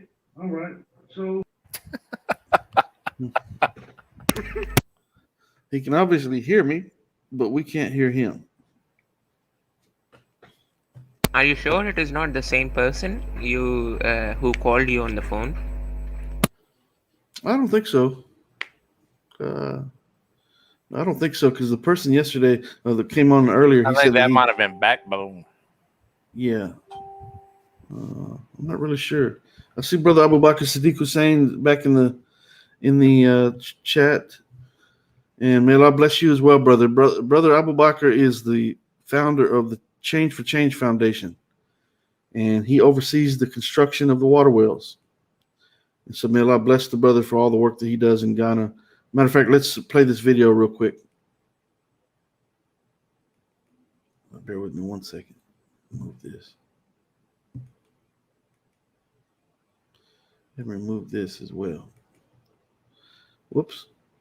Well, that wasn't the video. Bear with me as I put the wrong thing up. We'll play this video.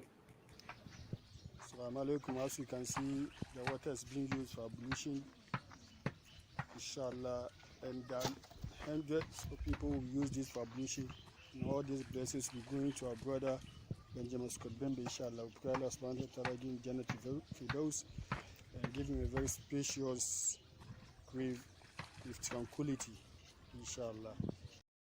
All right, so that's the first well that was built. That's actually the son that was dedicated to my son. The well that was dedicated to my son. That's the first well that was built in 2019. We've had the second well built in March of this year. And see if I can show a picture of that well real quick. A video.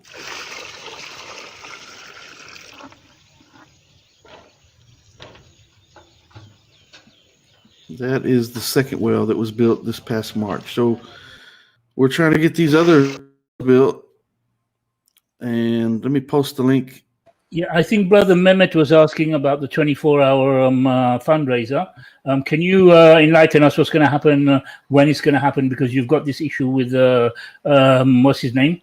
Ziad coming up. So if Ziad doesn't turn up for 2 weeks, 3 weeks, or a month, so when are we going to be able to do the 24-hour fundraiser? So I think what we'll do is I'm going to try to put pressure on him to come to the Shura Council stream by September the 25th. September the 25th. And if he does not show up then I'll proceed. We'll have a Shura Council stream with just me there. And the following week, we'll do the, which would be October the 1st and the 2nd. We'll do the 24-hour fundraiser, inshallah. Is Kareem in the back? Yeah, matter of fact, I meant to bring him on. Let me bring him on. Brother Kareem, assalamu alaikum, brother. How are you? Assalamu alaikum, brothers. How are you? Good. Brother, is it raining on your side of Houston? No. No. Okay, yeah. It's not raining. Whoops. It's not raining out here right now. It's not raining here either. So Yeah. Sorry about that. No, it's still sunny, but I do see the clouds coming from your area. Okay. All right. So I see someone posted. Veiled in Virtue's asking for the link, but okay. In the background, have her turn on her camera. No, send her the link in Facebook instead, rather than send it to her in what's her name? Yeah, that's in what the back I'm chat. saying. All right, Katarina, I just sent it to you on Facebook. And Truth Seeker. Kareem, how's Clubhouse, Kareem? We left our room there and we came here instead. You know me, I like to, not leave anyone alive on Clubhouse, Well, last night you said I ate this guy alive. I got so angry, man. He came in and the comments that he made on Ibrahim alayhi salam. I just Yeah. couldn't. I mean, Brother Jamal, wallahi, you have to, when you go off on someone, it's the funniest thing, bro. But you have to be a little patient, inshallah. Their level of knowledge sometimes is a little low. no, it's not. It's not knowledge, Kareem. It's arrogance. He comes in and the first thing he says was that Ibrahim had sex with 2 women. And the way he said it as well. I mean, they've got their Bible that actually clearly says that they were his wives, and he comes in and says, Abraham had sex with 2 women, as if Abraham was an adulterer. Yeah. Now already he's starting to call Ibrahim alayhi salam an adulterer, and whether it's Muhammad sallallahu alaihi wasallam, whether it was Musa alayhi salam, it's the prophets that we like. And how much tolerant can you be when somebody's already, and he's on his name, there's pastor written on his name as well, and he says he's going around teaching Islam or whatever. So I mean, how much tolerance can you have for people like that?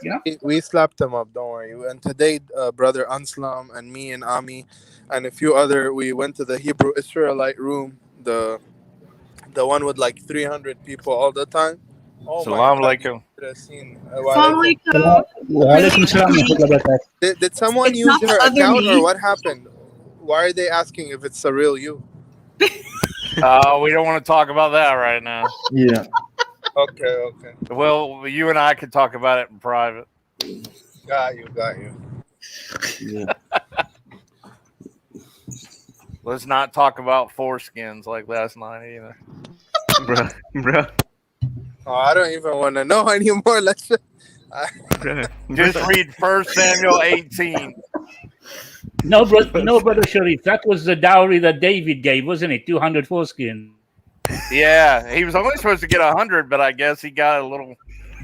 He got a little bit generous, yeah. Brother Sharif. Who's Brother Sharif? We both are. It's Brother Charles. Oh, yeah. Okay. I was like, who? Okay. I got it. Assalamu alaikum, everybody. So good to see everybody. Sorry, I've been a little bit out of commission, you guys. We've had a coronavirus escalation, serious escalation. I understand there's a new variant called MU or something coming from Colombia or something like this. Is that right?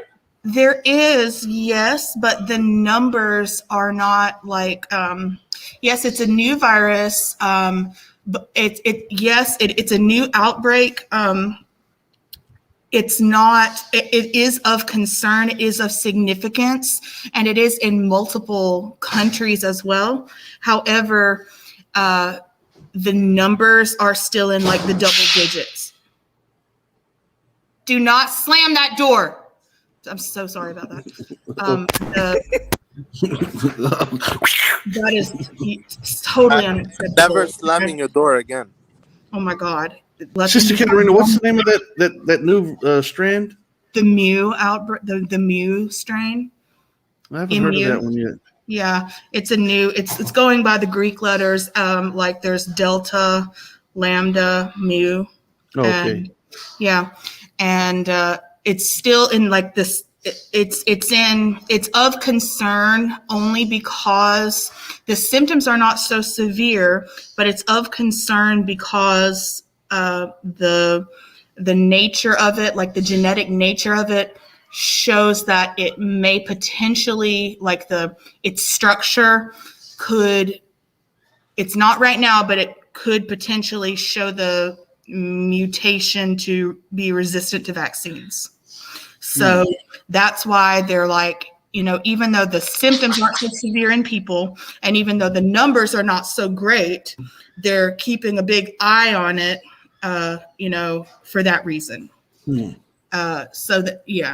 But right now, locally for us, for Brother Kareem, for Brother Kenny, and for me, all three of us in the same city, and also for Brother Sharif Ali, in Georgia, kind of close to us, we're having a big problem with the Delta variant,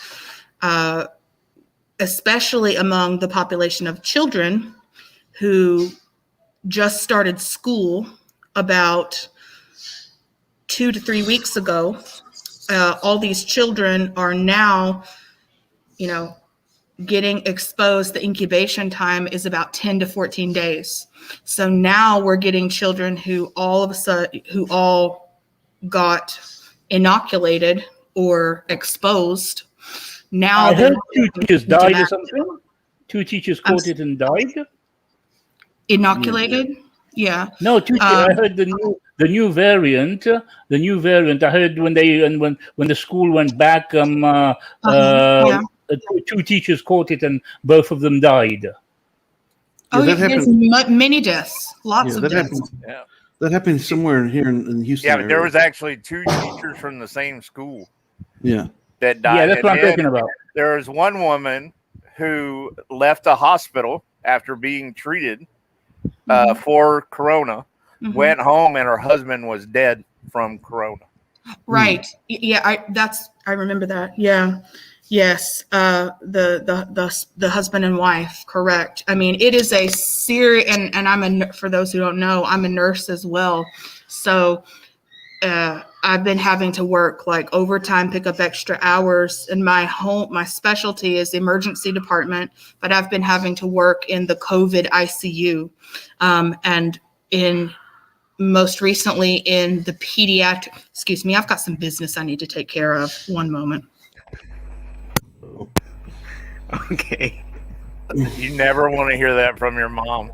Yeah, well, you see, I work in healthcare as well, and here what they've done is a good part of it they've converted into COVID, and a lot of areas we just don't go. Like, we're either we go if we have to go, and if we do, we're in full PPE gear. I've taken photos before and I've sent to my family and I said to them, I'm in PPE gear and everything, or otherwise we just avoid it basically because we don't want to take the risk. Well, the problem is we still have idiots like last night who said that they don't believe in COVID. And I told them, I said, you will when you stop breathing. Yeah. Yeah, exactly. They do not understand the value of what freely breathing. They like either they have never encountered any disease in their life or something like that. Literally, there were some Muslim friends. They said COVID is a propaganda and you cannot believe in it. Come on, man! My own family member, 10 members died from it. I had a good friend of mine in the UK who was a very good friend of mine. He was a martial arts champion in Mauritius in the 80s. And he's a very good friend of mine. He used to come to my house all the time. And sensei is the word that is used in Japanese for karate master. Yeah. And even I used to call him sensei, although he was not my karate master, but I used to call him sensei. And he recently died. He recently died of COVID. And his daughter was communicating with us through Facebook, telling us to make dua for him. He's in the ventilators. He was a strong man. He was a tall, strong man, and he caught the virus and he passed away. Inna lillahi wa inna ilayhi raji'un. It's real, man. It's a test to everyone. And my goodness, I have cousins who are doctors and everything who died from it. Brother Ashraf, did you say that you had 10 family members die? Yes. Like it was a big impact. Some of them, most of them were distantly related, and some of them were really close, like 2 or 3 of them. It's like it is not something really we can be saying that it is a myth or something. Like one of them was a doctor, and he really was a really knowledgeable person, both in medicines and in his field, and even in Islam. Like these type of people, we cannot really joke on the diseases that is going on. Like I have friends who got COVID and they were literally crying. Like they were saying that I think I am not going to survive, but alhamdulillah, Allah helped them. But saying that COVID is not real and something, that is just absurd, just as saying that Trinity is true. My teacher, Dr. Bilal Phillips, he caught COVID. He was in hospital for a long time. Alhamdulillah, we made dua for him and Allah saved him. But he actually sent photos. He was in the hospital, So he actually caught it. Not believing COVID is like believing the Trinity. I like that. Yeah, of course, Yeah, it makes is like sense. that. Say assalamu alaikum to everyone in the chat. Wallahi, I miss all of you. Wa alaikum assalam. Yeah, Clubhouse has taken us away, Kareem. We were spending more time in Clubhouse than we. That's why I decided to come on here for a while. I said I haven't Too much seen dawah, the brother. brothers and all the viewers and everything for a long. Well, yesterday I did my seerah, but it wasn't the same people, the same people who were seeing. So I said, let me come and give brother Kenny a little bit of support and have a little laugh. We'd opened up a room and we were talking, and then just suddenly, I think after half an hour or 45 minutes, brother Kenny started his show. So we said, let's leave it. And all three of us was in the room, actually, me, brother Muhammad, and brother Sharif as well. We were all in the same room, and we just left it and came here, basically, because See, we Jamal missed. doesn't know. He left his mic open, and he was like, "I just want to get Charles to shut up. So let's go to YouTube."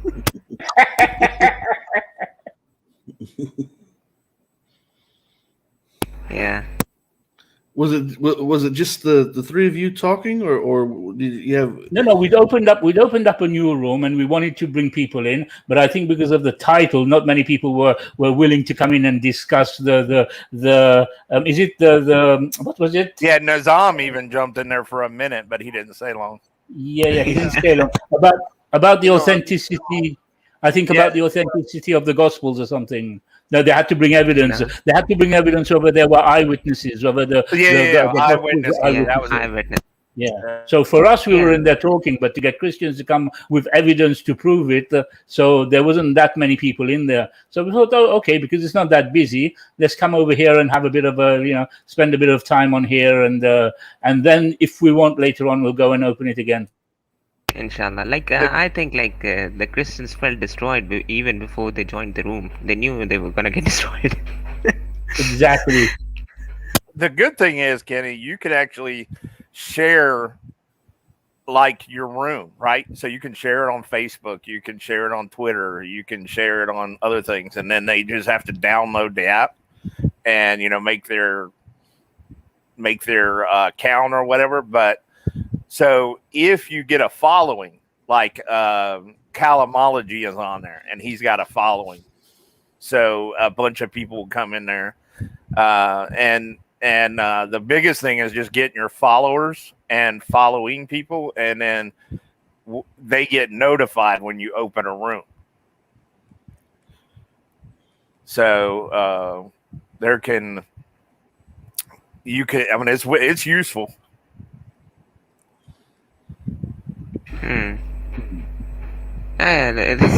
Someone commented, did you saw it on the COVID? I think he's a Christian. Oh God, we need to get rid of that person. Kinky boner. Yeah. Yeah, I just blocked him from the channel. Wow. Yeah. These people are disgusting, man.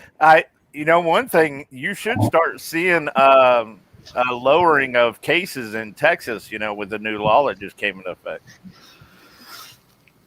There shouldn't be as much lovey-dovey stuff going on among the non-married. What law are you talking about, brother? I heard that the new abortion law just went through. It did. Yeah. We're having problems. That should slow down the COVID. What is the law? What is it stipulating? It's stipulating that women cannot seek abortions legally unless they are fewer than 6 weeks gestation, which actually means 4 weeks gestation, because they time a pregnancy from the last menstrual cycle. So it technically means 4 weeks of fetal growth, but they say 6 weeks because they time it from the first day of the last menstrual cycle. So so most women don't even know, they're not aware that they're pregnant at that time. You said that they can't seek a legal If they are 6 weeks pregnant or more, that's the cutoff time. So many women are not aware that they're pregnant at 6 weeks. That is Yeah, so they don't even know at that know. point. Yeah, that's extremely early. So they don't have symptoms. They don't, and like if they have, for example, irregular menstrual cycles, they would have no idea at all. And since 6 weeks is too early to have symptoms, most women don't have symptoms until 10 weeks. And that's if they have symptoms, because not everybody does.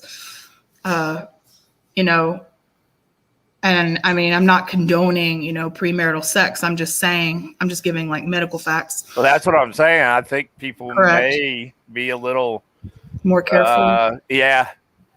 Hopefully they will. But what my concern is as like a healthcare provider is that it won't. I mean, hopefully what you said is that people will be more careful. But what my concern is that people will seek abortions in an unsafe manner and do it in, you know what I'm saying, in like clinics that are not legal clinics and not have access to safe. Oh, I agree. I know. Safe healthcare. And that's the concern that like, mainstream healthcare has. And that's why women are so upset. And then what everybody is extremely upset about is that there are sexual intercourse situations that are not the choice of the woman. Many times there's sexual assault. There is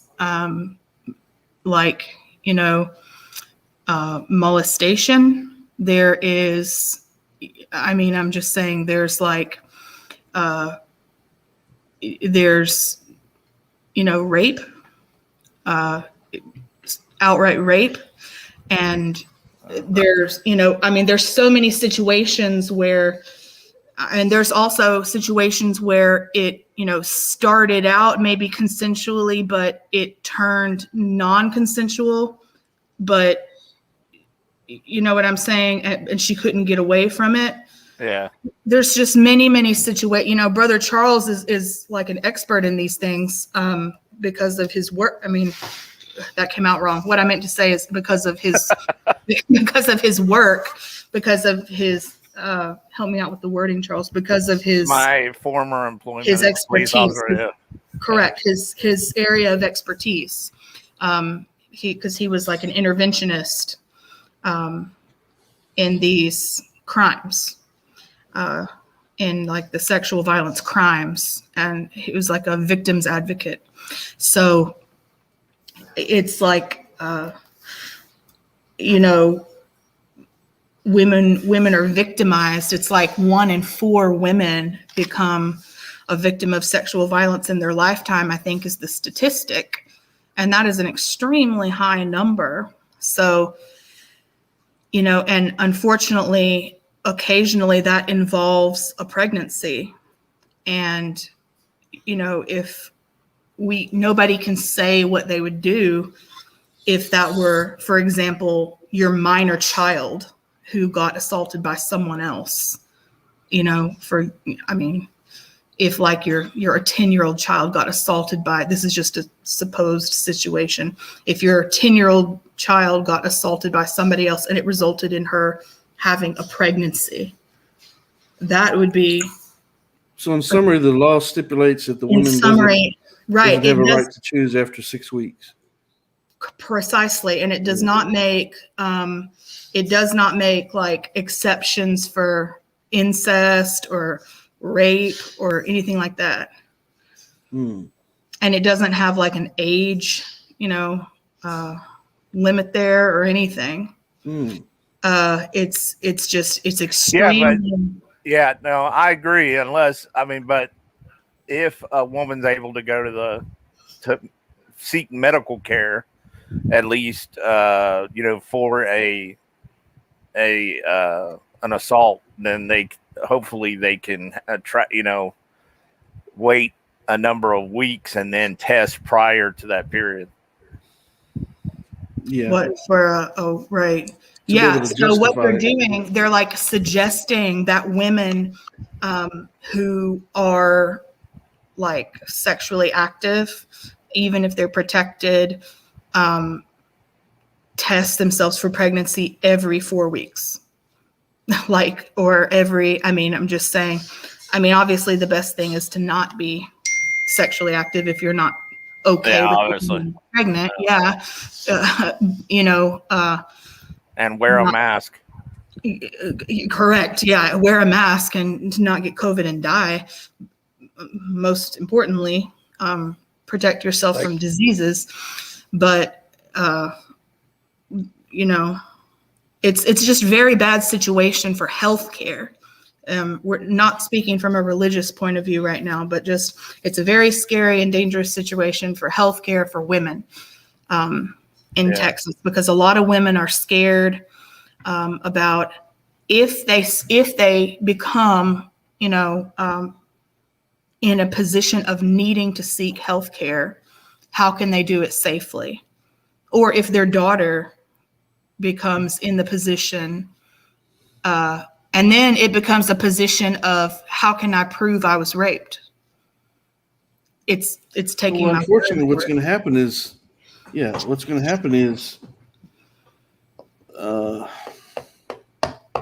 the accusations of rape are going to increase. And that's the other thing. Yeah, and that's the other thing. And then they're going to have to. It's going to be like and it's going to rely on accusations, and then it's going to be. Well, there's a lot of men right now in prison.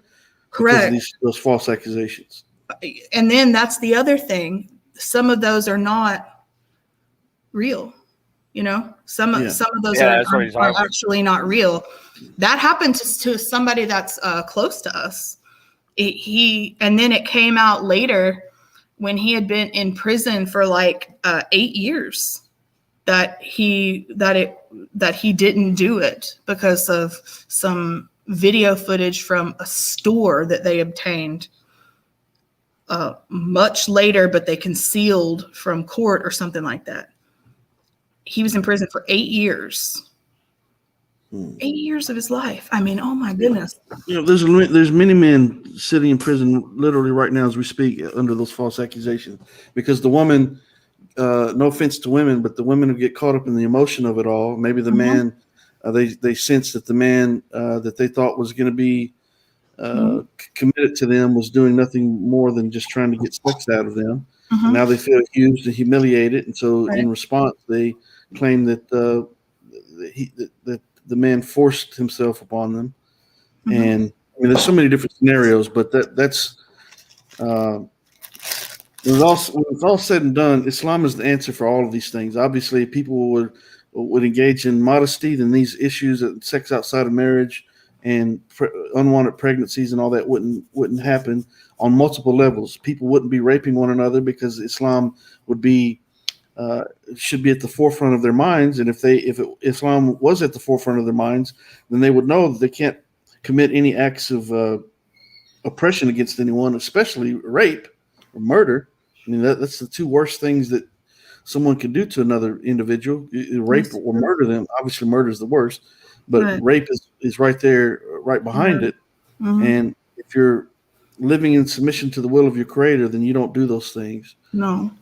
And so there'd be no need for abortion in that situation to occur, nor is there a need for abortion to occur in the situation where someone, if they weren't dating and just having, committing fornication, sex outside of marriage, and so forth, then there'd be no need for them to have to go and get an abortion. So there are some pressing circumstances where, rapes do occur that it's not the victim's fault by no means, but there's just so many different scenarios. Islam is the answer for all of it. Yeah, that's right. It's a just system from every angle and every possible situation, and eliminates oppression from every possible viewpoint.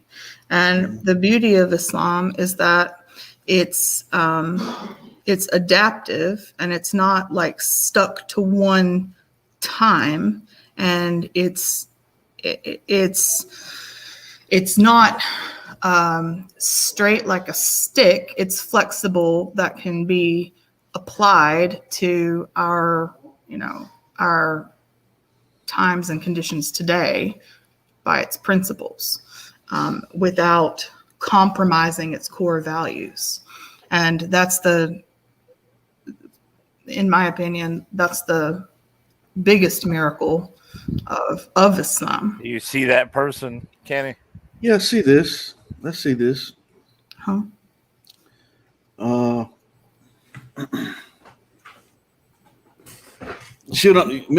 You brothers remember yesterday on yesterday's stream when I was talking about Brother Charles and I think Brother who was on Brother? It was Brother Assad. So Brother Assad's not here. Brother Charles, remember what I was talking about just yesterday, right? Yep.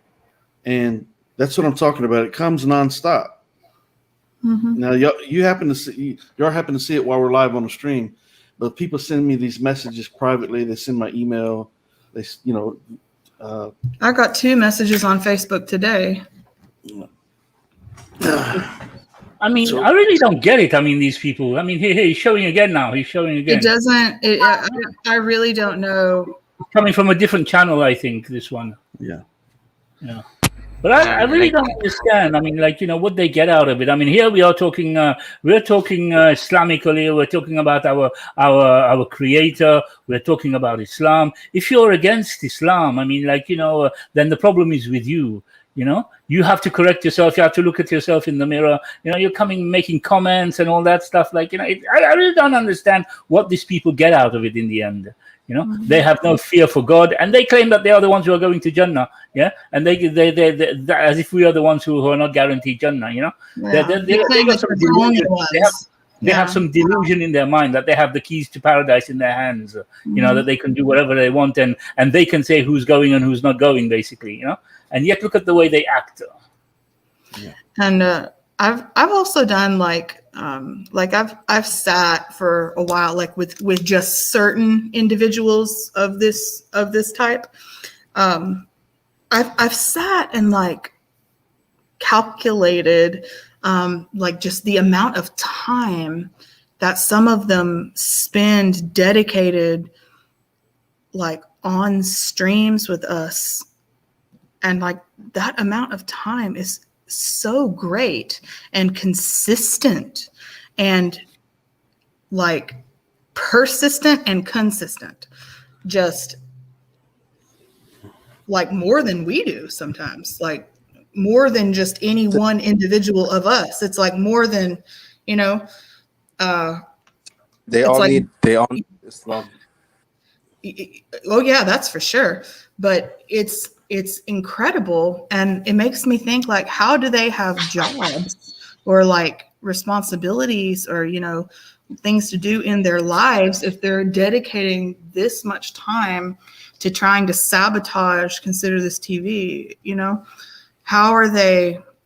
Because I my schedule's pretty tight with with my kids, my job, and then I block off, whatever time for dawah that I'm going to do in the day. And then whatever is remaining is whatever my housework gets.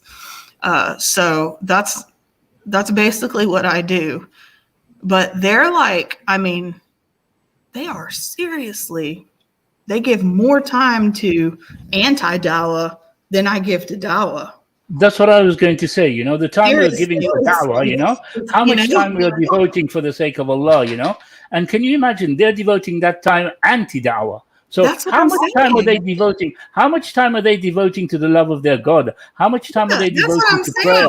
How much time are they devoting? I don't understand, And then they're going to say they are the ones who are going to paradise. We have no guarantee. What guarantee of salvation do we have?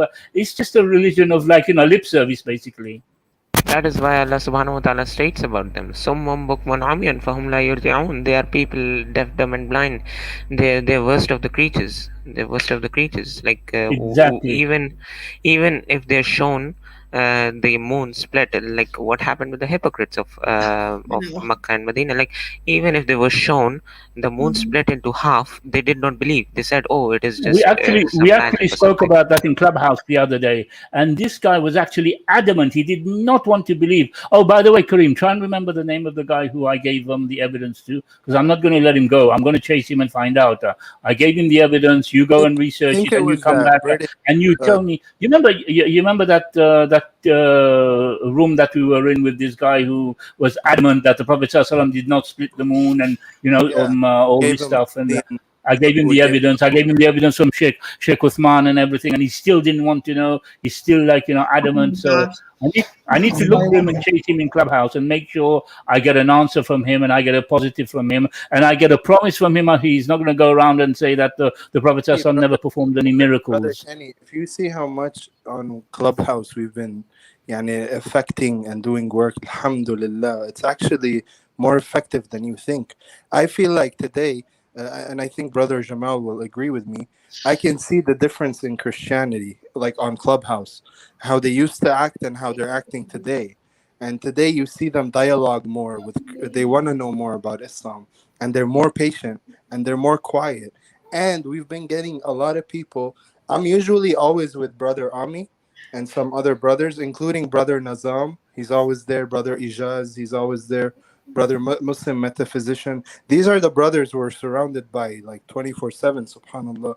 And we're always like, Brother Khalil from Calamology has got a very strong stance there. oh, He's Khalil, been taking them I down love left, that. right, and center. The black He's a new Hebrew Israelites and whatever, convert to alhamdulillah. Islam, mashallah. Amazing brother. He's so remarkable, smallah, so intelligent, mashallah. So you see today the effect, we're getting people contacted like Brother Army, for people to ask us, they want to talk to us in private. They want to know about Islam in private because the message is getting through, if that makes sense, alhamdulillah. So, it's pretty effective. Yeah, there's been a lot of shahadas too. Yeah, Brother Sharif knows. He's been on there even before us, correct, brother? Alhamdulillah. Yeah, I haven't seen Ibrahim. I'm still looking for him, actually. He was supposed to give me a reversion story. He always takes a day break to pray and stuff. I did advise him as well, though. I did advise him not to stick around too much in social media, to kind of learn the deen first, get his deen grounded, have his aqidah grounded, spend less time on social media, only keep in touch with the people who he knows he can trust, who's helping him with knowledge. Otherwise, he will get confused. He will have a lot of problems. Let him increase his iman first, ground his iman, and then he comes in like a catapult, basically, and he can cause a lot of good dawah kind of thing. Brother, he keeps bragging about his iman because when he took the shahada, he had the yaqeen in his heart. So ever since that moment, he can't stop talking about how confident he feels, subhanallah. So this shows you, how much more it's effective. Because some people want to study before they take the shahada. Subhanallah, when you take the shahada, Allah subhanahu wa ta'ala makes your feet firm and He guides you and He helps you and He gives you the yaqeen in your heart. So he felt that and he enjoys it, and now he does not want to leave. Like he jumps into the room and he'll start arguing with Christians, and he is so knowledgeable, mashallah. You can ask the brothers, I'm not making this up. Unbelievably knowledgeable as far as Christianity goes. Yeah, just like brother Charles, he was a theologian. Ibrahim was a theologian. He's got a degree in theology, so he's very what's the name, intellectual as well when it comes to Christianity. So if we've got people like Brother Charles in hand, and we've got people like Ibrahim in hand, we can do some serious dawah kind of thing. I always Kenny. I always like to buddy up with. Don't let them get to you, Kenny. Well, I'm just thinking that if Kenny gets on Clubhouse, I'm telling you right now, Kenny is not gonna get off. Well, no, brother, I'm thinking that No, if he goes to Clubhouse, we won't see his book on the market this year. It's going to Never. take too much I'm of his telling time. you. It's taking a lot of my time. I haven't been able to do my book, basically. You know, Yeah, I don't. I've been writing sentences here and sentences there, and then sitting on Brother Clubhouse kind Kenny, of it's thing. easy. Brother Kenny, it's easy to say no right now because you haven't. No, it's not, brother. Let me tell you why. Because today's show is a prime example. So what's going to happen is Kenny Bomer is going to go to the clubhouse, and it's going to open up the door for more personal attacks against me. And so, unfortunately, some of the Muslim brothers, one in particular that you mentioned, is one of the prime candidates for attacks against me. Right. And so I'm sure, I'm more than confident that if I go to Clubhouse, it's just going to open the door to more talking, more anti-Kenny Bomer videos, more antagonism, more attacks. That's just how it goes, brother. I have to be. I will tell you this: that Clubhouse is mention you, and they've all spoken very highly of you. Wallahi, I have to be honest. Yes. I've heard your name come across Clubhouse a few about 3 or 4 Yeah, times. but Kareem, there are a couple of them in specific kind of thing that Brother Kenny's talking about. Yeah, One but or two Clubhouse specific is people. much more strict. I honestly, Clubhouse is much more strict than YouTube. So, Yeah. like, if you make a complaint against somebody, it's not hard for them to get in trouble because everything is, they see it. In other words, they can watch what happened because you're freezing it in time when you make a report on somebody. And then, just like I said, I mean, Suda Discourse got suspended for recording people without their permission. Brother Kenny, I have got an advice for you. When those people are not afraid, when those hypocrites are not afraid that they are going to face Muslims, when they are not afraid that they are going to be asked about what hypocrisy Brother they did Muhammad, it's a in the Muslim hellfire. himself he's talking about. Brother Muhammad, he's an actual Yes, brother Muslim. yes. Yeah. Brother Jamal, Yes. Brother Muhammad knows everything. Yeah, like just Kenny, brother, just think, man. You're doing the right thing. So then, why worry about it? Just remember, Allah Subhanahu wa Taala says, "Wa tu'izzu man tasha, wa tuzillu man tasha." They will come at you with the hardest they have got. And in my personal opinion, the first day that I got a dislike on one of my videos, I was really happy because I knew that now I have got some enemies. And now I can really call myself something. It's like just What they you will can do, make Brother videos. Kenny, is just open up an account there, and that's it. Like, you know, when you have the time, you are there, your presence is there, and when you have the opportunity, you do your da'wah there. You don't have to be there all the time. I try to avoid it as much as I can because I have to prepare my seerah notes, and there's some days I've been on Clubhouse so much that I get to Thursday afternoon and I think, oh no, I haven't finished my notes completely. What am I going to present to the viewers and everything? But like, you know, if and my book as well. My book is I'm writing sentence, just one sentence here, there, and everywhere. It does take time, but you can open an account there and have it there, and like, you know, when you feel you want to go in there and like, you know, change a bit of atmosphere or whatever, and or some good dialogue going on, and you see that you can give some input in there, then you go in. Yeah. About the comments that are in the comment section, I go in whatever rooms I want, and if anybody doesn't like it, that's too bad. Yeah. Brother, I can't explain to you, to be honest, the number. I can't explain to you the number of disrespectful and hate mongering comments and messages and emails that I get. If I could explain it to you and if you could see it, you would understand my hesitation. You see it enough on the show. If you go to SC Dawah, EF Dawah, these other platforms, you don't see this type of stuff happening. I don't know why it happens here. Now, do you block it every time? Pretty much, yeah. As of late, I've certainly have been blocking. I would definitely just block it all and see if they continue it. No, they find, brother. That's the whole point. They make other IDs. They make other emails. I blocked numerous emails. It really is persistent. It's been like that since 2019. That's a good thing, though. Alhamdulillah, that means we're doing the right thing. And yeah, but I'm a human being, and so it gets to where it's a constant.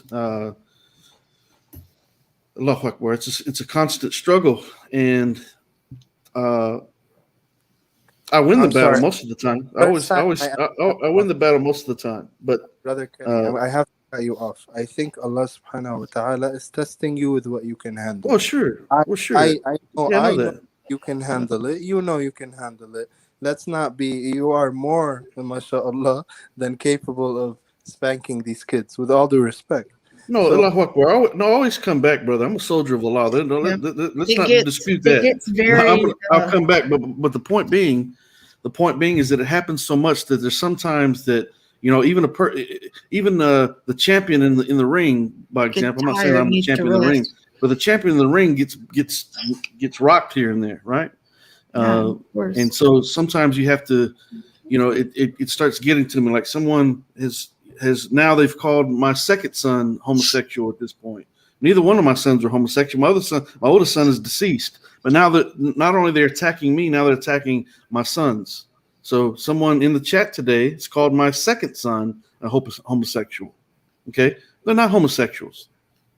I don't know why you would even say that, but the point being is that it's nonstop. It's nonstop, and it's what's bad is when you have a Muslim brother like a so-called brother like Ziad Karam slandering me, saying that I made up this fire to scam people out of money. Then you have this other group, this other Muslim that used to be on my panel, who, because he has a fallout with Dr. Shabir Ali, and because I don't condemn Dr. Shabir Ali, and I love Dr. Shabir Ali, and like I should all my Muslim brothers, which I do all my Muslim brothers, then Kenny Bomer is the bad guy because I don't want to jump on the bandwagon against Dr. Shabir Ali. I'm not going to do that. Matter of fact, Kenny Bomer's not going to be browbeaten or peer pressured into attacking any of my Muslim brothers and sisters. If the Muslim brother does something against me, then I'm going to hold him accountable for it, and I'll deal with it. But I'm not going to jump on the bandwagon with brothers against, especially someone like Dr. Shabir, by example. Now, this individual that I'm talking about, he had a falling out with Dr. Shabir. He was fired by Dr. Shabir, and now Kenny Bomer's the bad guy. And matter of fact, someone recently in his camp, in the last 3, maybe 4 weeks ago, created a video with my face, Jake with brother Jake on there, and Muhammad Hijab on there, and saying that he no longer supports these 3 individuals. And the reason he didn't support Kenny Bomer is because Kenny Bomer doesn't, because I've hosted Dr. Shabir's debates, and I don't speak out against Dr. Shabir and all that. You're not going to pressure me into doing that. I don't care who you are. I'm not going to join your little clique and be a part of your little group just to make you feel satisfied. I'd be a soft sissy, just. I'm not going to do that. I've never been that. I wasn't like that as a child. I'm not going to join and pick on somebody just because the group is picking on them. Matter of fact, I'm going to go stand with the person being picked on, and let's go to war with it. I don't care if you're my so-called friends or not. If you're picking on this individual and it's unjust, then I'm going to go stand with that one that's unjust and tell you, well, come on, bring it. But because I'm like that, the attacks come from not only there, but from the Islamophobes, from the atheists, and they come from all angles. Now, keep in mind, I do know that Allah subhanahu wa ta'ala, that I'm being tested by all that to see, am I going to give in and break down and just stop what I'm doing, or do I keep struggling, keep fighting for the sake of Allah and follow the example of the Prophet Muhammad sallallahu alaihi wasallam and all the other prophets and the messengers? And that's what I do. So I get back swinging. No doubt about that. They're not going to get rid of me. But again, I'm a 50-year-old man, and just imploring the wisdom and knowing that how people have dealt thus far and how they have attacked me in multiple ways. I see it as just another avenue to just to open the door to more antagonism and more, I don't need to bring that drama to myself. I'd rather just fight the battles by going to this book and getting these books written. That way, these books, what's going to happen is these books, Allahu Akbar, these books and these videos and so forth, they're going to remain even after I die. And that's what's important to me. that someone could say, you know what, this is what Kenny Bomer was all about. This is what he said in his books. You don't have to agree with it, but this is what he said in his books. And let all the slanders and all the mocking and all the accusations and all the belittling and undermining and discrediting and all that stuff that transpires for multiple reasons. It could be envy. It could be jealousy. It could be because someone doesn't like white people. It could be because they don't like the way I talk. They don't like the way I look. Whatever it is, that's neither here nor there. The sincerity in my heart is to address Islamophobia in particular and to share the truth and the beauty of Islam to the best of my ability. And when all those attacks keep coming and keep, I'm not just saying this. Sister Katerina knows, out of anybody on this panel, more than anyone, because I've been dealing with her the longest. But I'm not just saying this. When I say that these attacks come constantly, it's every day and it's all day and it's from multiple areas every day. Allahu Akbar. So yes, I believe that it's telling me that I'm doing something correct. Otherwise, they wouldn't even be making me an issue. But I am a human being, and it bothers me. Wallahi, as a Muslim, we get jealous from you. So don't be sad. This is, when someone gets slandered a lot and hated a lot is actually, alhamdulillah, is a very good sign. And may Allah bless you and make more haters. Wallahi. May Allah add for you and make you handle and give you patience, inshallah. Yeah, thank you, brother. Alhamdulillah. I want to, if I can have like one single moment to interrupt, there's something that I want to answer if I can like alleviate one teeny little rice grain of burden from Brother Kenny for a second. This right here, there's somebody asking a question. They say, sincerely asking, what about Eric? Talking about Eric Smith. Will you apologize for wanting to get him fired? Friend, nobody, that is a completely unrelated issue. So I'm going to answer that personally, okay? And Eric Smith, his name is not Eric Smith. His real name is what, Kenny? Eric? I'm not sure exactly, but Eric, whatever. Yeah, I'm not goes sure. by Eric Smith. He's on Patriot Radio, has the show The Cross and the Crescent. They do a lot of hate speech, a lot of Islamophobia. There is a lot of dangerous speech. He is a school teacher. He is a history school teacher, teaches 6th grade, I believe. And his hate speech, because he is a state licensed professional, the hate speech that he does publicly, he is accountable for. That is a stipulation for anybody who holds a state license and works with the public. That applies for a registered nurse, which I am one. That applies for a social worker. That applies for a teacher. That applies for a judge, an attorney. This applies for a lot of different people who hold state licenses, a doctor. Okay? I know these laws, okay? So as a teacher, if he is saying such problematic or dangerous things, he may or may not be accountable for them, and his state license, his teaching license, may or may not be affected by them.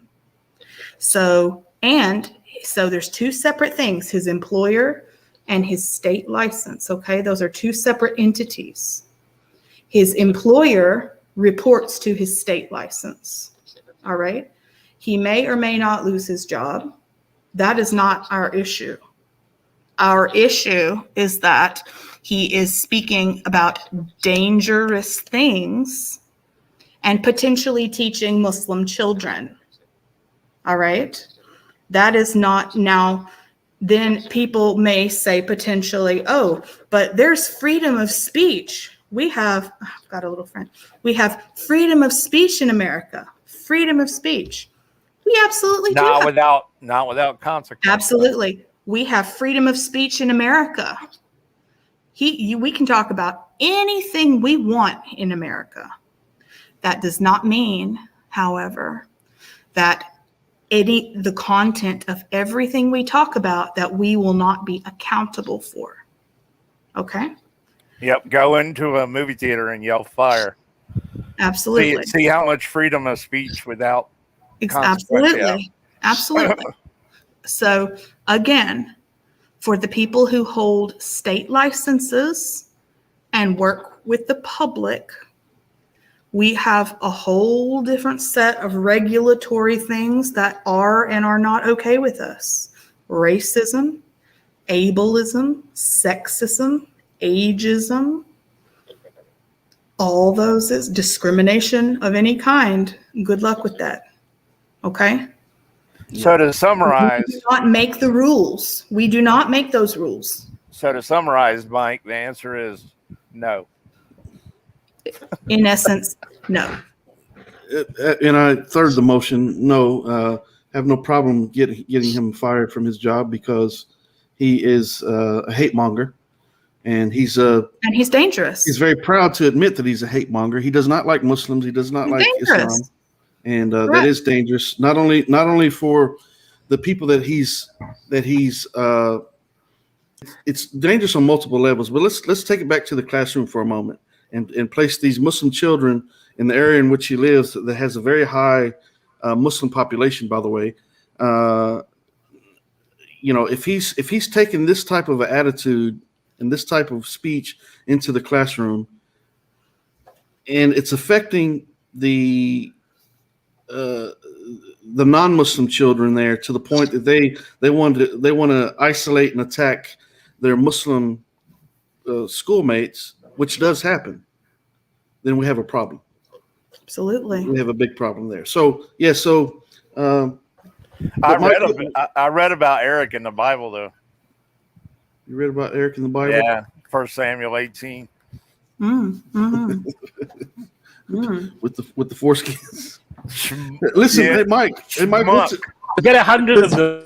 This is the Islamic sarcasm right here. So, Mike, what does it matter to you?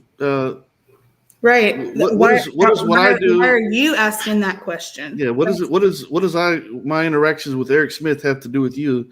Why are you concerned about that? That's a good question. And my explanation to you was courtesy of me, by the way. I didn't have to do all that. I did all that so that I can later say, please refer back to 2 hours and 32 minutes on this video for an explanation. So nobody would have to go through all that again. So yeah, Clubhouse. I don't know, man. I probably won't for a number of reasons. But I don't know. We'll see. Think about it, because you can always go into private rooms too that you don't allow anybody in except for the people that you have. So in other words, you could have all of us in a room and not allow anybody else to enter. No members. So you can make a club, and that club can be just the people that you allow in the room. Are those discussions? I think you said you can record them, but are they? The only way that I've seen, no. Now the company records it so that there's been a lot of problems with people using like the N-word and but they're black people that are doing it, but still it's offensive. And then there's a lot of words being used, like somebody will make like a picture, like I told you about, like where it says CTTV on my picture here. You have a picture like that, and people would put bad stuff on there. But see, when you hit report, whatever screen you're on, it takes a freeze frame of that, and then supposedly there's a recording there, and you can put in, because it will ask, did they say something, or is there a problem with their picture? And then you actually would put what the problem is, and they review it and take care of it. But we've already seen a lot of people who got in trouble for different things. Now, I would have to look at the rules to see whether or not you can record it all. But the only time that I've seen where it hasn't been a problem was when they did it. They did a debate, and it involved. What's his name did another one. Suna Discourse did another room where he put a big red light and record. And as far as I know, there's been no trouble out of that, because that's pretty obvious. Don't enter this room and say anything. The good thing is you can enter a room, and like if somebody wants to call you up to talk, you can refuse to come up. Like you can hit the button, not right now. So you're just because you enter a room that's being recorded. Who you want. Yeah, you can don't choose have who you to want talk. to invite, who you follow, who you ping. You know, if somebody follows you, you don't have to follow them back. Like what I've done now, I've opened up an actual club under O People of the Book. Now, in this group, whoever I want to invite, I invite. Whoever I don't want to invite, if anybody comes there, I don't even have to accept them. I can refuse them. Yeah. You know, there's one guy who's like, supposedly a black Hebrew Israelite who talks a lot of bad about Islam, yet he claims that, like, he wants to discuss with Muslims, and I just turned him down. And he sent me a message just a minute ago and said ping me, and I ignored him. So you can choose who you want in your group. You can even choose who you want to chat to as well. Not only you can have that, private chat with it people will as well. warn you if somebody's in the room that you've blocked. It will say, like, you'll go into a room, and let's say somebody comes into the room that you've blocked. It will say there is a person in the room that you've blocked. I do like the idea of it being on the phone. That way you can get up and walk around and But at work, I do that. I do that every morning at work. When I get to work, I just turn my phone on. I turn on Clubhouse. Kareem knows, because every morning I chat to them. I just give them salam and just leave the phone on my desk, and I'm making my coffee and listening to them. Listening to them. I take it and put it in my bag and go out and everything. If I want to talk, I just press the mic button and talk, and that's it. There's even truck drivers. It's like on a there. Facebook. It's like a Facebook, but instead you're talking instead. Instead of typing, you're talking instead. Maybe I'll check it out. I could always, if nothing else, you just hang out with us. Open an account, and that's it. And if you want to use it, you use it. If you don't want to use it, if you find somebody interesting you want to chat to, you can bring them in a private room and invite only friends of yours who are in your circle and have a private chat with them or whatever. You don't necessarily have to invite people who you don't want to. It's that's the good thing about it, basically. You even have family. You even have family rooms. You see written on there, so and so family, and only their family members are in there talking about their personal stuff and everything. And you have open and closed rooms. So you can have an open room, which means people can come in. Anybody that sees it can come in, and then you can have closed rooms where the only people that can see it are the members of the group. So it's pretty good. I mean, I like it because the discussions can happen a little differently. He's like the big boss. That's why he likes it.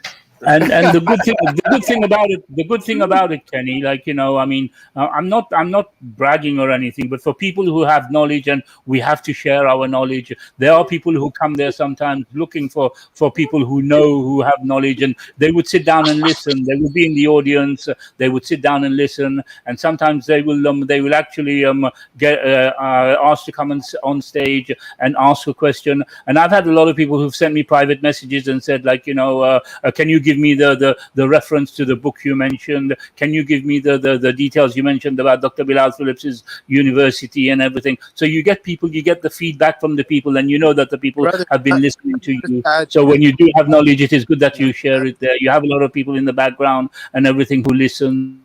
One thing. Go ahead, Kareem. You know what I got? Sorry. You know what I got? I got a lot of messages as well from people who are Muslim, who are asking questions. Oh, how do you public speak so well? What did you do? What did you? So you can guide so many people. There's so many people there just for learning. It's a place to learn. Like people passing through and stuff. More like Like just people around? I answered no, somebody last time about something, and I got a message from a brother in like, you know, in the message, and he said to me, brother, Jazakallah khair for that answer. I've been looking for an answer like this for years, and you answered my question, kind of thing. Allahu Like, Akbar. you know, That's so, good. That's good. Oh, you wow. know, I do like the sound of it for the you're dawah. gonna kick, brother Kenny. I'm telling you, you will find a lot of benefits in it. That's why I told you you're gonna spend a lot of hours, because when yeah. you're The affecting only thing is people, it takes your time. That's all. You know, you'll be Yeah, giving time brother there, but Kenny, if you if have, you're that's the sitting only in, thing. it might be a lot of time for is you right now but you're trying to finish your book right now. Yeah, But but you can go in there for an hour or so, 15 minutes, 20 minutes, go in there, because you can just leave your phone on. Your Yeah, phone can be on, and when you want to answer, you just press the mic and yeah, answer. So because you don't have to they're have it on used all to the time. like let's say that we had talked for a long time and Kareem hasn't said anything in there for a long time. They're used to like we might say, "Hey Kareem," and if he doesn't answer, then we go on to another person. So it's like we kind of it's expect that normal people. just to Yeah, you don't in have and to out. leave the room in order Yeah. every to. room, Or wallahi, if every somebody room. asks a question, or if somebody asks a question and you think you have an answer for it, you just raise your hand, or you just say, you know, can I answer that person? So you can come in after half an hour. There might have been a discussion for an hour and a half, and you weren't interested in answering, and suddenly somebody comes in and asks a question, and you have the answer for it. You've been doing what you're doing or whatever, and suddenly you just raise your hand, or you say, can I answer that person? They'll say, yes, brother, can you go ahead? You answer the person, and then you get back to what you're doing again. Brother Kenny, there's You like know? you'll see like maybe 11 of us. So there's an app for the phone too? Yeah, Well, it is for the. yeah, Yeah, it's an So actual you'll app. see, It's an for actual example, Android, yeah, and what's you the name? can't get there from a so computer. so you'll see 11 So of is us. it the Apple? Just Yeah, look for Clubhouse. it started in Apple actually. Before it came to Android, it started in Apple. It's called Clubhouse. So brother Kenny, you'll see like maybe 11 of us sitting there, just waiting. Like you'll see Christians jump in and ask questions, and whoever wants to answer it just turns on, unmutes himself. Like we'll be at work, I'll So do unmute you myself. search by people? Do you have like a friends list or something that Yeah, you yeah, What yeah. happens is when you join a room, your friends see the room you're in, and then the Mhm. friends see the room. So you see how it so they can becomes. follow you around or whatever? Yeah. So you'll Often what end up with happens like is 100. if you are somebody with a little bit of knowledge and people are in the audience and they can see that this person speaks nicely, this person has got good answers, so they start following you. You know, then the people, when they start following you, then every time you go somewhere, they will follow you because they know they can get answers from you. Then you follow them back. So any room that you are in, they will come in that room as well. So if there is a big discussion and like, you know, you have answers, so you get people follow you that way. This right And here? Yeah, in the comments, I've sometimes, lived there for the past week, but the Wait. past 2 yeah. days. Yeah, that's it. Yeah, that's the one. That's the one. Yeah. Brother Sometimes Jamal, what I as happens well. is, The past 2 days have been taking a break. I haven't been on it more than 2 hours, maybe. Alhamdulillah. I've actually been reading. I wanted to finish. There's a lot of people who sit there while they're working or doing something, and they have it Yeah, in yeah. the background. They're listening to it like a radio, Hey, I didn't have and time. Wallah. and there's even people that are falling asleep on there. No, I'm reading. I'm almost done with the sealed. Like me, message. I fall asleep and it's on, and then I wake up again and it's on again, and maybe they've closed the room or they've opened up a new room or whatever. I'm at work. I hear them every morning. Give them salam. When I get up in the morning, I'm getting ready to go to work, and the guys are talking. I just say, you know, salam alaikum. I'm just going to work. Catch you guys later. You know, and I'm listening to what they're talking about. If I feel that somebody stepped in and asked a question and I've got an answer for it, I'll raise my hand or I'll just answer it. Otherwise, I'll just keep it as if I'm listening to the radio, basically. Today we tackled the toughest room. There's it's usually a room that has like 300 Hebrew Israelites, and these people, man, they're so rude. Like, you know, they won't let you speak more than like a time limit, and it's very difficult to speak to them. But today, brother Ansalam jumped in, and brother Ami and a couple other brothers. Yeah, brother and they Khalil is very, very active with the Black Hebrew Israelites. He's debated them and everything, and I think they're frightened of him now. Brother Jamal, they didn't let me in. They know me because I'm the only one who always jumps in. They don't want to handle me, so they didn't let me in at all until 2 hours later.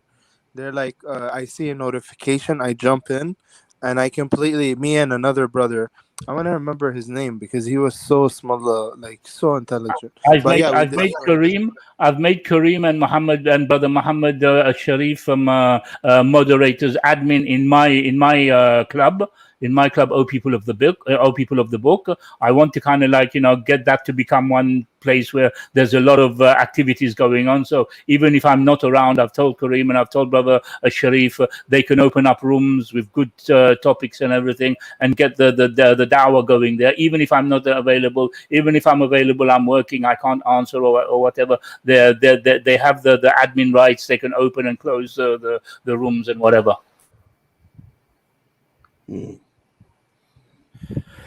Let me know when you guys get a what do you call it? Your account on there, and I'm on there as Sharif Ali. So yeah, when you're on there as well, just look for O People of the Book. You will see my my club, and you'll see me as a member as well. So if you want yeah, to it's funny. my club, The people that don't know him they call him O. Oh, Your yeah, own. everyone calls me O. Oh, just oh, that's cute. So your own. So basically, your friend group that you form is your club, right? No, No, you'll see. no. It's So- not just a friend group. It's people that follow you, even like people from outside. You might just be discussing with somebody, and you haven't finished discussing with them, That's and you what tell them, follow me. I will send you the evidence, or follow me, and we can talk about it again. And then another one in the group will say, yeah, follow me as well, and follow me as well. Like So when you have discussions with people, then you get to follow people that way. I got it. That's what I was saying is if you guys make an account, we can get together in like a private room.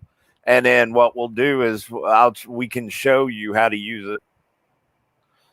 Yeah, in my club, we can get together in my club, open up a private room in my club, O People of the Book, and we can get we can talk there, even private rooms. So Kenny could have a club that's called Kenny Bomer Live, right? And then have different rooms. So in other words, he can have the club because people can join that club, right?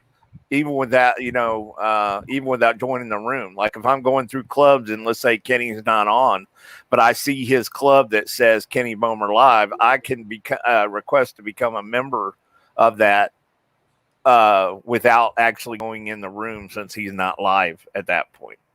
Yeah, and especially people know you already, Kenny Bomer Live, so they will see that Kenny Bomer Live has got a presence in Clubhouse as well, and you've got your YouTube channel, so they will link it to your YouTube channel. You can announce that you got such and such program coming on. I usually mention about my Sira classes, and a lot of people have taken note of my Sira classes, and some of them will say they will attend as well. So you can get people coming from both sides. And there's even from YouTube going to Clubhouse, and you get people in Clubhouse who will be hearing about your YouTube, and they will come to your YouTube as well. Not only the that, dawah is going all the time. I don't know if you guys know this, but there's certain people who down at the bottom of there, because you can put a lot of information in your in your bio. And one of the things that you'll see at the bottom of some is donate. So technically, what Kenny could do is he could make a donate button that donates to the water well. And so he could put in the bio, right at the end of it, put, for the donate button below, you're donating to, and then tell what it's all about. So it's definitely, I've heard a lot of people say that they like it better than Discord. I've never been on Discord, but I think Discord. I couldn't get into Discord. It was too Discord, complicated. you just type, right? Well, I'm on there, so I joined it. Under your name? Yeah. All right. Okay, so look for my club, and look for me on there, and just add me, follow me, and I'll follow you as well. Okay. I'm getting on there right now. I do like the freedom of not having to just sit and talk the whole time. Yeah, me too. Being able to pop out whenever. No, you just you can have it on in your car like a radio or whatever. Have your phone on one side and you're just listening as you're driving along. A lot of times, like Kareem, I think he's on and he's listening, and we can hear him. He said, "I'm driving at the moment" or whatever, and you just leave it aside and listen. I'm at work. When I come back, sometimes when they come to pick me up in the afternoon, I have my headphones on and everything, and I'm just listening. Brother Jamal, every room I join, mashallah, they invite me, so I feel bad, and I'm so busy sometimes. But then sometimes they give you like a claim that's wrong about Islam, so I'll be like taking a break just to answer what they just said, because I don't want to let nothing slide. So it's very sometimes it Now, might. I created a room called "Consider This TV Network." Yeah, that's good. Yeah. Now that when you're looking at somebody's profile, like I'm looking at yours, there's a bell right there. So I only do this with certain people, but I've hit that bell, and you can put Here's it mine, where, you guys. It's Katarina.veiled.invirtue. Say it. Yeah, the other day Kareem was at work and we can hear sound in the background. Oh wait, it can't be more than 15 characters. In the background. Sometimes some people are cooking. Yesterday, what's his name? Yusuf Ponders from Pondering Soul. We could hear him cooking in the background, and he just leaves it as a radio. They're listening. When he wants to answer, you just press on the mic, you answer, and then there's so much freedom in there, basically. If you want to leave one room and you see something else going on in another room, you just leave and go to the other room. Yeah.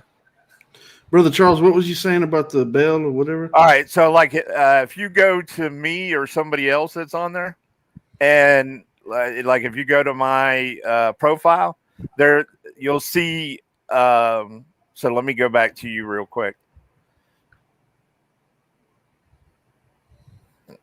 Give me just a second. I'm gonna pull you back up. Okay, I found Kareem. I found Charles. Yep. Just push the that you want to follow. All right. So next to the button where it says following, look for Mr. O. I found Kenny.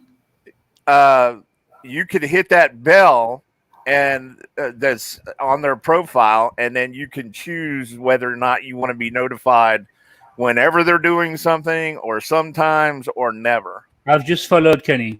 So a lot of people, I just leave it on sometimes, but if it's somebody that I like to really track what they're doing, like there's somebody that I like, the guys on here, all like the me. People on here, I'll have them listed as always. So if they're in an open room that I'm allowed to go in, I'll know it because it will tell me.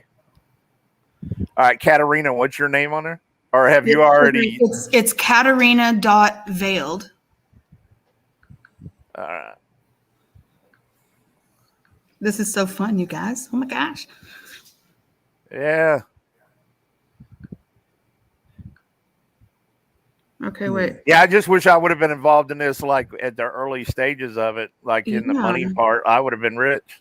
Wait, so when we add a topic, are we supposed to make it open or social? Well, that depends on what it's entirely on. Depends entirely upon what you want. If you want to have a private group, you have a private room. If you want to keep it open, then everybody comes in. People come in and can ask questions. Like I said earlier on, there are family rooms with just families who are private. Nobody else gets in. Can you make like 2 rooms? No, I've got an actual club, and in that club I can have several rooms in that club. Yeah. You see, otherwise you could just have rooms. You just have rooms. If you don't have a club, you can just have rooms. Make more than one, right? Yeah, you can make more than one. The only thing is you can't be in more than one room at a time. Okay, I see. Now you can leave and go to another room, right? So let's say that all of us were in a room right now on Clubhouse, and you said, hey, there's this other room, because while you're in that room, you can look at what they call the hallway. The hallway lets you look at other, and then you might see a room that sounds interesting to you, and you might say, hey, guys, I'll be right back. I'm going to run to this room, whatever. And then you can actually leave and then come back if you wanted to. Now, I don't see you on here. Yeah, Katerina? you see, like earlier on, the brothers were talking, and they were saying that they were in the room that we were in, and they said in the other room they're talking bad about Islam or whatever. They're kicking people out, going at the brothers out. So you had a group of brothers who left the room we're in. They went to that room, which was a Christian, I think, Hebrew Israelite room or whatever, and they went in there and they pulled the brothers out or whatever, and told the brothers to get out or whatever, and then they came back again. So you can switch from room to room. You can see what rooms are on and what the subject is and who is in that room. So when you see the names of the people, if there are some people who you don't like, then you don't have to enter that room, basically, like, you know. Hey, I'm not finding you, Katerina. Did you friend me yet? Yeah, I can't see Sister Did. Katrina. I did like 10 seconds ago. All right. I did under Sharif Ali.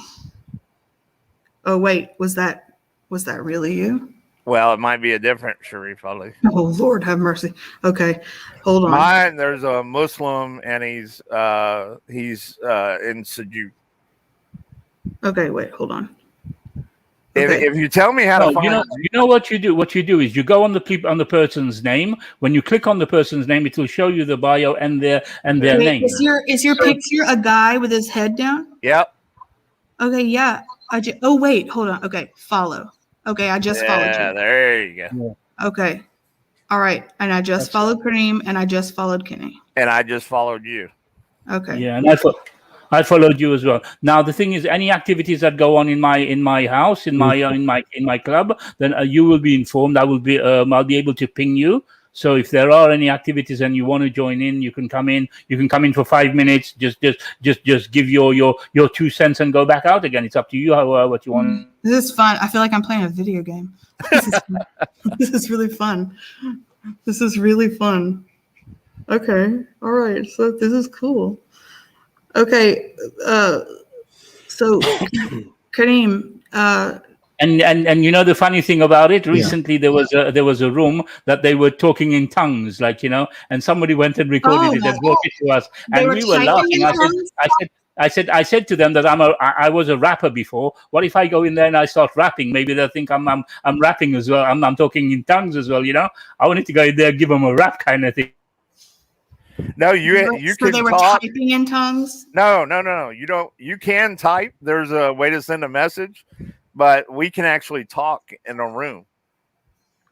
No, they wait. Can you? Oh, Lord. He said he was speaking in tongues. They were speaking in tongues. They were speaking in tongues, but did you mean like typing in tongues? No, they're talking in tongues. Talking in tongues. Oh, Lord, I thought you meant like they were typing in tongues. No, talking in tongues. I was like, Lord, David, it's advanced. So I wanted to go in there and then just give a hip hop rap. I'm sure brother Kenny could have. That was a hilarious idea. They just never opened it. Yeah, they had never opened it again. I swear to God, I thought you meant like they had a club, like a little, that they were typing in tongue. Okay. You guys, I actually need to hop off here because it's my husband's birthday. Oh, wow. And, well, yes, happy birthday. it is his 40th birthday today. And we just got a cake and we're going to have some cake right now. But and it's going to get noisy and everything. But I'm going to go have some fun right now. All right. And if everybody's watching, please add all of us on Clubhouse because I'm doing this totally wrong, but I at least know that I added Charles, Kareem, and Brother Kenny. Brother Muhammad, are we? Oh wait, Brother Muhammad's not here anymore. Yeah, Brother Muhammad is on there. Muhammad Sharif. With the same Pakistani flag with the yellow. What's the name? Muhammad Sharif. His name. Yeah. Okay. Yes. Okay. Yeah, cool. I found Brother Kenny too. I saw. Let me message him and see if he's on there as well. Does anybody know if he's on there as well? He's a cool guy. I like him. He's a nice guy. Okay, so listen. Yeah, he's actually the admin of my club. Him and Kareem, the admin of my club. So yeah, if you join as well, I can make you look admin. Yes. Hey, I'm in your room, Kenny, by the way. Okay, all right. Oh, Okay. that's so neat. I got a notification on there. Let me go see. Let me go figure out how to do this, you guys. Okay, I'm gonna get off here, you guys. It was really good to see you. I'm in there too as well now, Kenny. Okay. Oh my gosh. I'm gonna go in there right now. See what to do. I get Oh excited my about new God! Look stuff. what you did. Look what you guys did. Now, now they're I gonna get spend excited. I get 3-4 really weeks excited about on new the stuff. app. Listen, this is your chance, guys, to get out of it. I'm telling you. Finish It's your book, addicting. He's trying to tell us it's brother addicting. Kenny. Finish your book. Yeah, I'm not gonna make a big thing out of Inshallah, we'll it. see. But We'll see. okay, so listen, I need to Hold pray him also. to it, guys. He I'm said raising, he's I'm not. raising my hand. I'm raising my hand. You have to let me in, kind of thing. You know. Okay. All right, brothers, listen, and Katarina, I need to pray also, and so I'm gonna go ahead and shut the stream down. It's right at the 3-hour mark anyway. So Yes. I do appreciate everyone for coming, and may Allah bless you for your efforts and your intentions. And I do bear witness there's no God other than Allah, and I bear witness to Muhammad as his final servant and the seal of our prophets. If you haven't donated to the Waterwell Project, I'm going to post the link in the chat one more time before we go. And we're trying to get these water wells built, so I'm going to post that link into the chat right now as we speak. And I guess at this point, if you're watching, you can look me up on Clubhouse. I'll be on there until I figure out if I want to stay there or not. But you can look me up. Just look up my name, Kenny Bomer, and you can find me there. And also everyone else on the panel, for that matter, as well. So with that being said, brothers and sisters, any last comments before we go, Brother Jamal? Yeah, I just want to say, just leave the just like what I do. Leave the clubhouse as another means of dawah, another door that is open for dawah. This is what I keep it for. Whatever doors we can open for the dawah, and we're there. We're like, we can share our knowledge and everything, and may Allah accept, basically, like, I mean, And Katarina, any final statements before you go eat some cake? No, it was just so. It's always so cute. It's always brothers and Katarina. It's always like that. But alhamdulillah, I'm happy to be the one. I'm always happy to be the one. Shh.